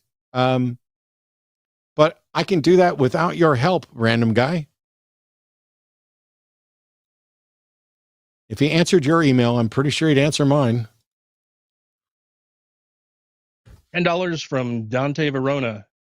Matt fought the wall and the wall won. That's a fact. I'm telling you, there's lots of little things that I've done that are incredibly stupid, and that's one of them. $10 from Capable Glober. The Party of Freedom wants to control everything you do, especially if you're a woman. They believe they need as many souls for their believed holy war invasions coming from non-Christians. I get it. I don't agree. I understand that this is a way to phrase it, but I've been there, and so has my family. I absolutely believed a holy war was coming. At no point in my history as a Christian did I want to control everything everybody else did, or control women, or turn women into breeders. If you think that this is what most Christians have in their head, in my experience, that is not even close to true. But a better way to phrase it is not so much, and we did this with regard to abortion. My ex-wife would point out, oh, the right just wants to control women. Oh, the right just wants to punish women for their biology. Oh, they just want to control sex. No. Maybe some of them do. But what would be much better to say is not that they want to, because now you're saying you can get into their head and tell their motivations. The better thing to do is to say, whether the right wants to or not, they are okay with and supportive of legal policies which have the effect of controlling women's biology, controlling women, put them in this position, doing all this. And so talk about the effects of what they're doing, not what they want. Because if you try to frame what they want, and you don't have access to their mind, and you don't have a way to show what they want, you have just made a grand strategic mistake that I warned about at the beginning of the show, because now you've made it about what the opposition has in their head rather than what's actually the facts in reality. It's a risky strategic mistake. So I see what you're doing, and in a way, you're right, but there's a better way to phrase all that. Well, and if the goal was only to increase the number of bodies for a coming holy war, then ideally wouldn't you want to allow as many abortions for people on the left as possible? Like if the goal is to create more bodies to be thrown as fodder into this holy war, you'd want as many people on the left to have as many abortions as possible because you wouldn't want them to have those forces at their disposal, right? Yep. Literally and figuratively, I guess, with abortion. Fair play. $10 from the Raven 200. Matt says, Fergal Burgle, me. Oh, he said it. He said the thing. Downs a glass of root beer. Also, greetings from the Nez Perce Reservation, y'all. And I'm sorry I can't. There's no way I could pronounce that without absolutely murdering it. Thank you for a good show. I'm probably way wrong, but I wanted to have fun with it and just say KKUU. Thank you for a good show. Thanks so much.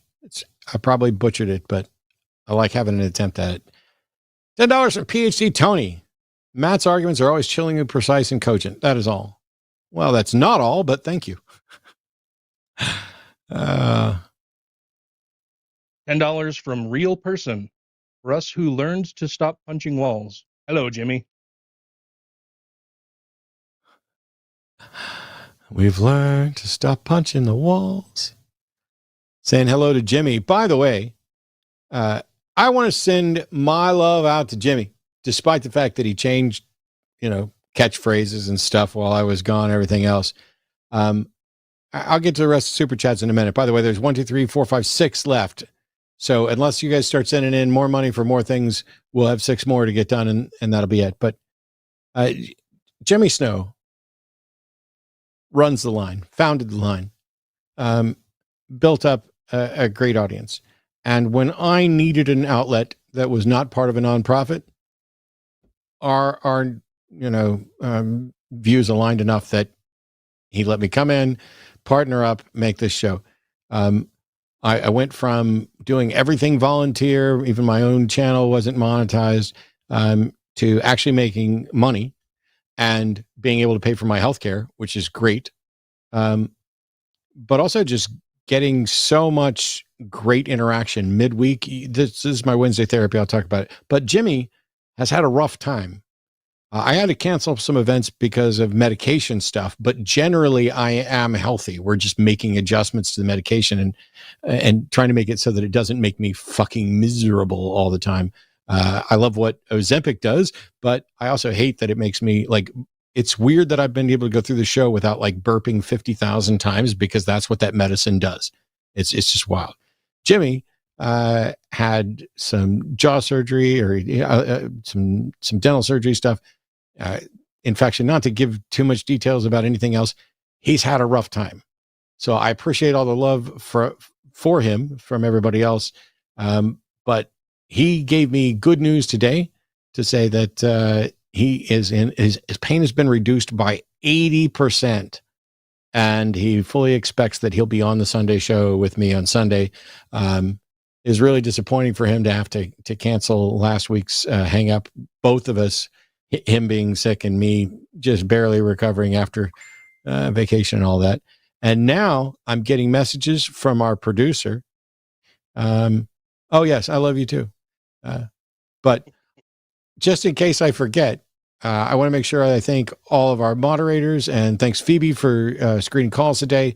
You guys have done great. Let's get through some more super chats. $9.99 from Claire. Right is right and wrong is wrong, no matter who's saying it. My sister and mom are wrong about abortion despite being cis women. However, I tend to feel more anger towards cis men who are anti-choice. Yeah. I get that. The thing about being wrong about something where you don't ever have to worry that you'll be seriously impacted by it kind of reminds me of the caller earlier who's opposed to revolution because he knows he's never going to need to. $10 from Mary Connerly. Dan, much love from Jesse and Mary. Great show. Yay. Thanks, Mary and Jesse.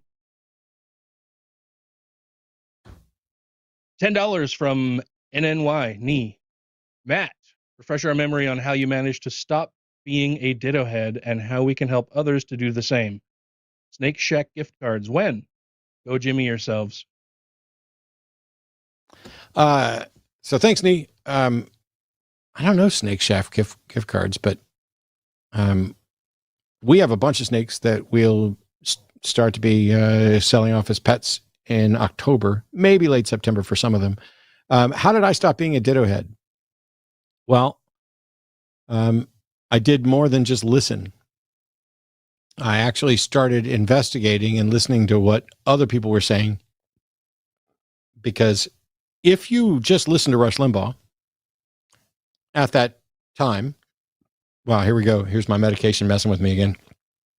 If during the 90s you were listening to Rush Limbaugh and you didn't listen to anybody else, there was a confidence and an apparent data, and it was consistent with the values that I had been raised with. And it was like, I bought both of his books. I used to, on my lunch break, he did like a 3-hour, 4-hour radio show. I would go out and spend my entire lunch break listening to him. Prior to that, I was largely apolitical. I didn't care. And I didn't vote. And then I started reading and listening to people who are like, oh my God, you listen to Rush, but what about this? And what about this? And then I started listening to a number of different programs where they would point things out. And then the internet happened where you could go and get more information. And then evidently something happened after that where now you can get access to so much information that you couldn't possibly find your way free of ditto headness or anything else. I talked about it. So matter of fact, give me just a second and I will set this live. I'm going to pull up another one of these, for Dan to read while I do something, and then I'll tell you about it. Sure.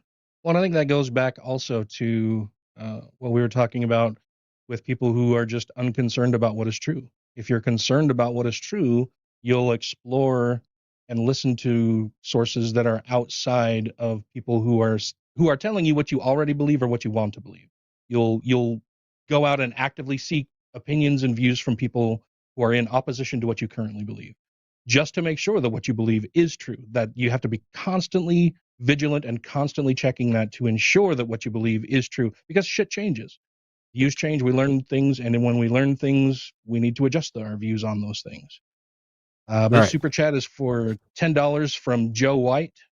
Can a president pardon a state crime? Either Arden or Jimmy beat an extra $10 out of me. Hopefully both. And a president can, they can't. Like the president can pardon federal crimes. Yeah, but they cannot pardon state crimes, and that's why the Georgia thing is such a big deal. Yeah, and governors can, but it depends on the state. You know what that process looks like for depends and is different on every state. All right. So rather than me repeating things, and we've already done, 3 hours of show now, and we're closing in on the end of this. I gave a 48-minute talk to BajaCon that they played this past weekend at their convention because I was unable to go. That video is now live to the world. Literally just made it live while we were sitting here. It's 48 minutes. If you've had enough of me for today, save it for another time. But it looks back at my 20 years in this movement, and it talks about a number of the issues that Nee and others were asking about, especially with it's not so much information overload. It is a lack of tools to allow us, almost any of us, but most people, to sift through all the glut of information and fact check it. Nobody has time for that. And there's a number of other issues that I addressed in there, including the planet burning. So check that out.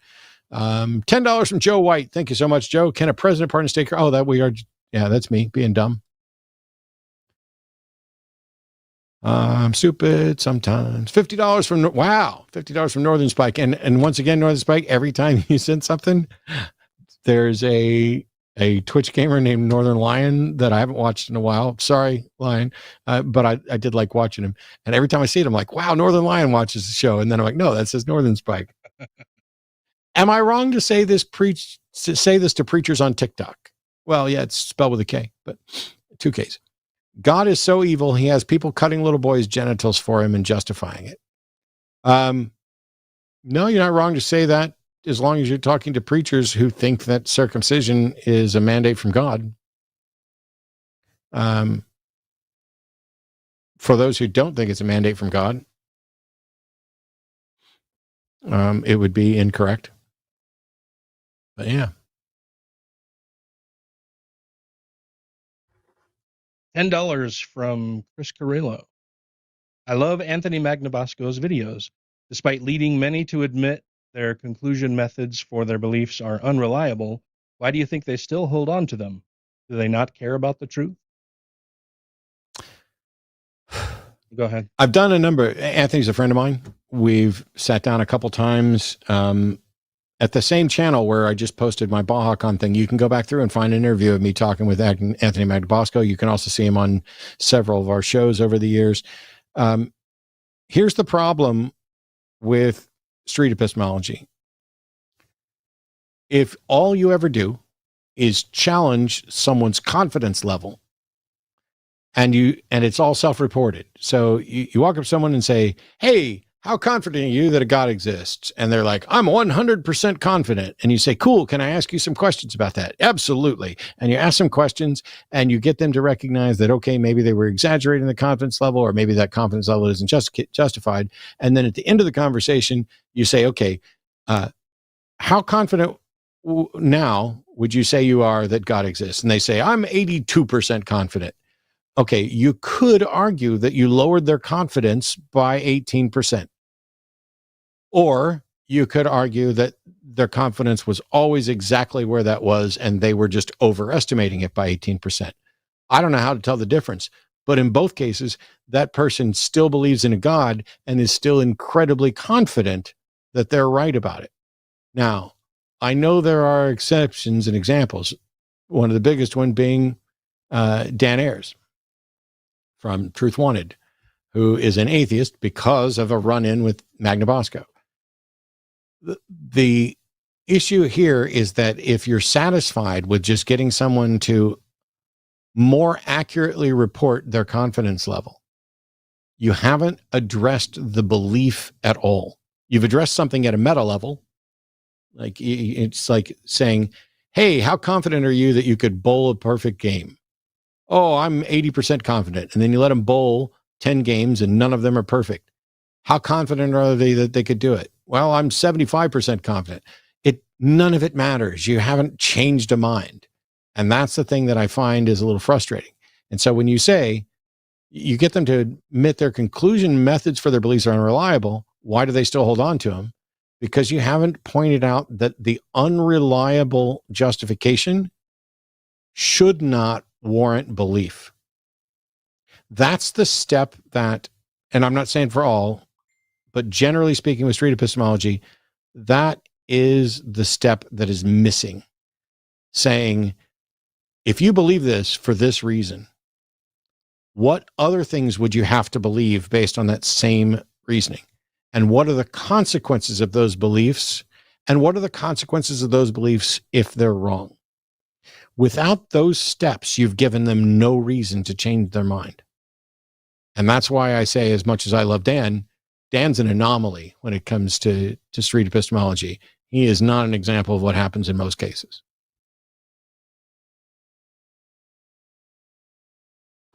$10 from Slackback.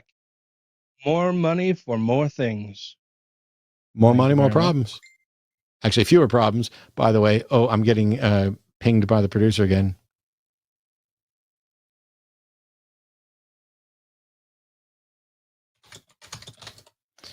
Yeah, go for it. Also, for the person who was throwing the money, on Sunday's show that Arden and I did, we had to end the show early because our call-in studio ran out of money. We're not broke. That was an oversight. That's about Jimmy being sick and busy. And so, but yeah, that's why we had to cancel the show. But we've paid it up and we're good to go. And we've implemented some systems so that it shouldn't end in the middle of a show like that again. Although we have been doing some really long shows with a lot of calls.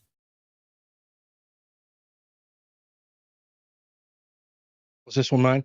$10 from Cowboy Dan, or was it? I think that was yours. I just stole it from you. I don't know. Nee also says, I was also largely apolitical in high school when our tech teacher played Limbaugh during lunch break when we were on study hall. Rush's stuff was so transparent that I had to speak out against it. And see, I had no clue. I was just completely uninformed. But and you don't know what you don't know. $11 from Cloud. Oh, go ahead. No, go ahead. $11 from Cloud Kicker. Shameless shout out to myself. YouTube, Steve, New York. The Philosophy of Rabbits. Truth Wanted 5-4 for more info on stuff. Van Quine's Guy. This chatter is literally just plugging an episode of Truth Wanted that they called into and liked something about it, and so they wanted to plug that, which I made very clear. Well, we're putting it through this time. Please do not do that. While obvious things are complicated there, don't love you super chatting, trying to force us to talk about the ACA. That's not a great. Please stop. Yeah, I'm happy to put this through this time. And by the way, just for clarity, Dan's still my friend. I think he does good stuff on Truth Wanted. On Sunday on the Atheist Experience, you had Forrest, J. Mike, Johnny Angel. All three of them are my friends. All three of them were over at my house, not right after the show, but after the show. It doesn't matter that my name is banned in chat or that I can't post there or anything else.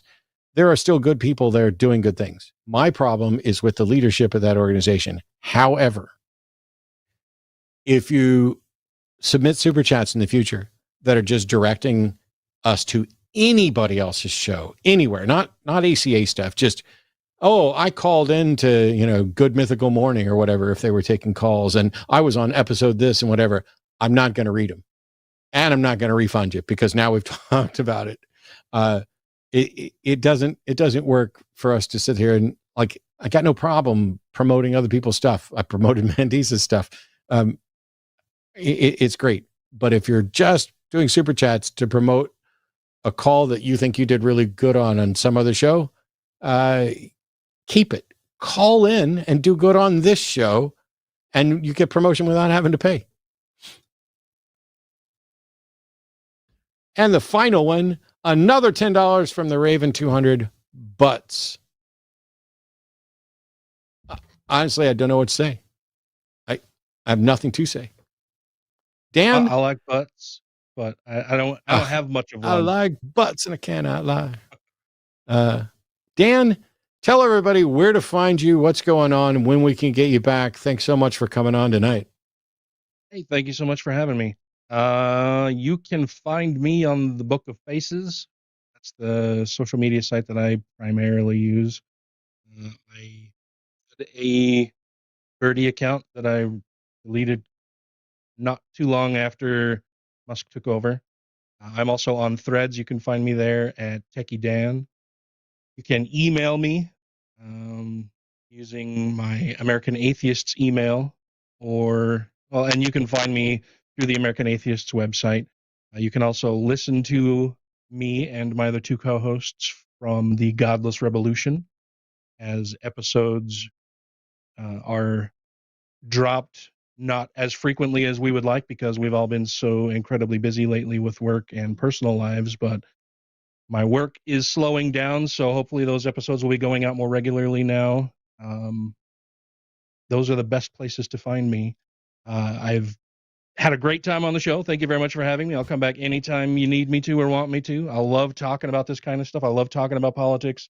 I love talking about atheism, and the intersection between them is also a lot of fun. So thank you very much for having me. It was a great time. I just noticed we got another $50 from Northern Spike, and maybe two of them. I'm not completely sure.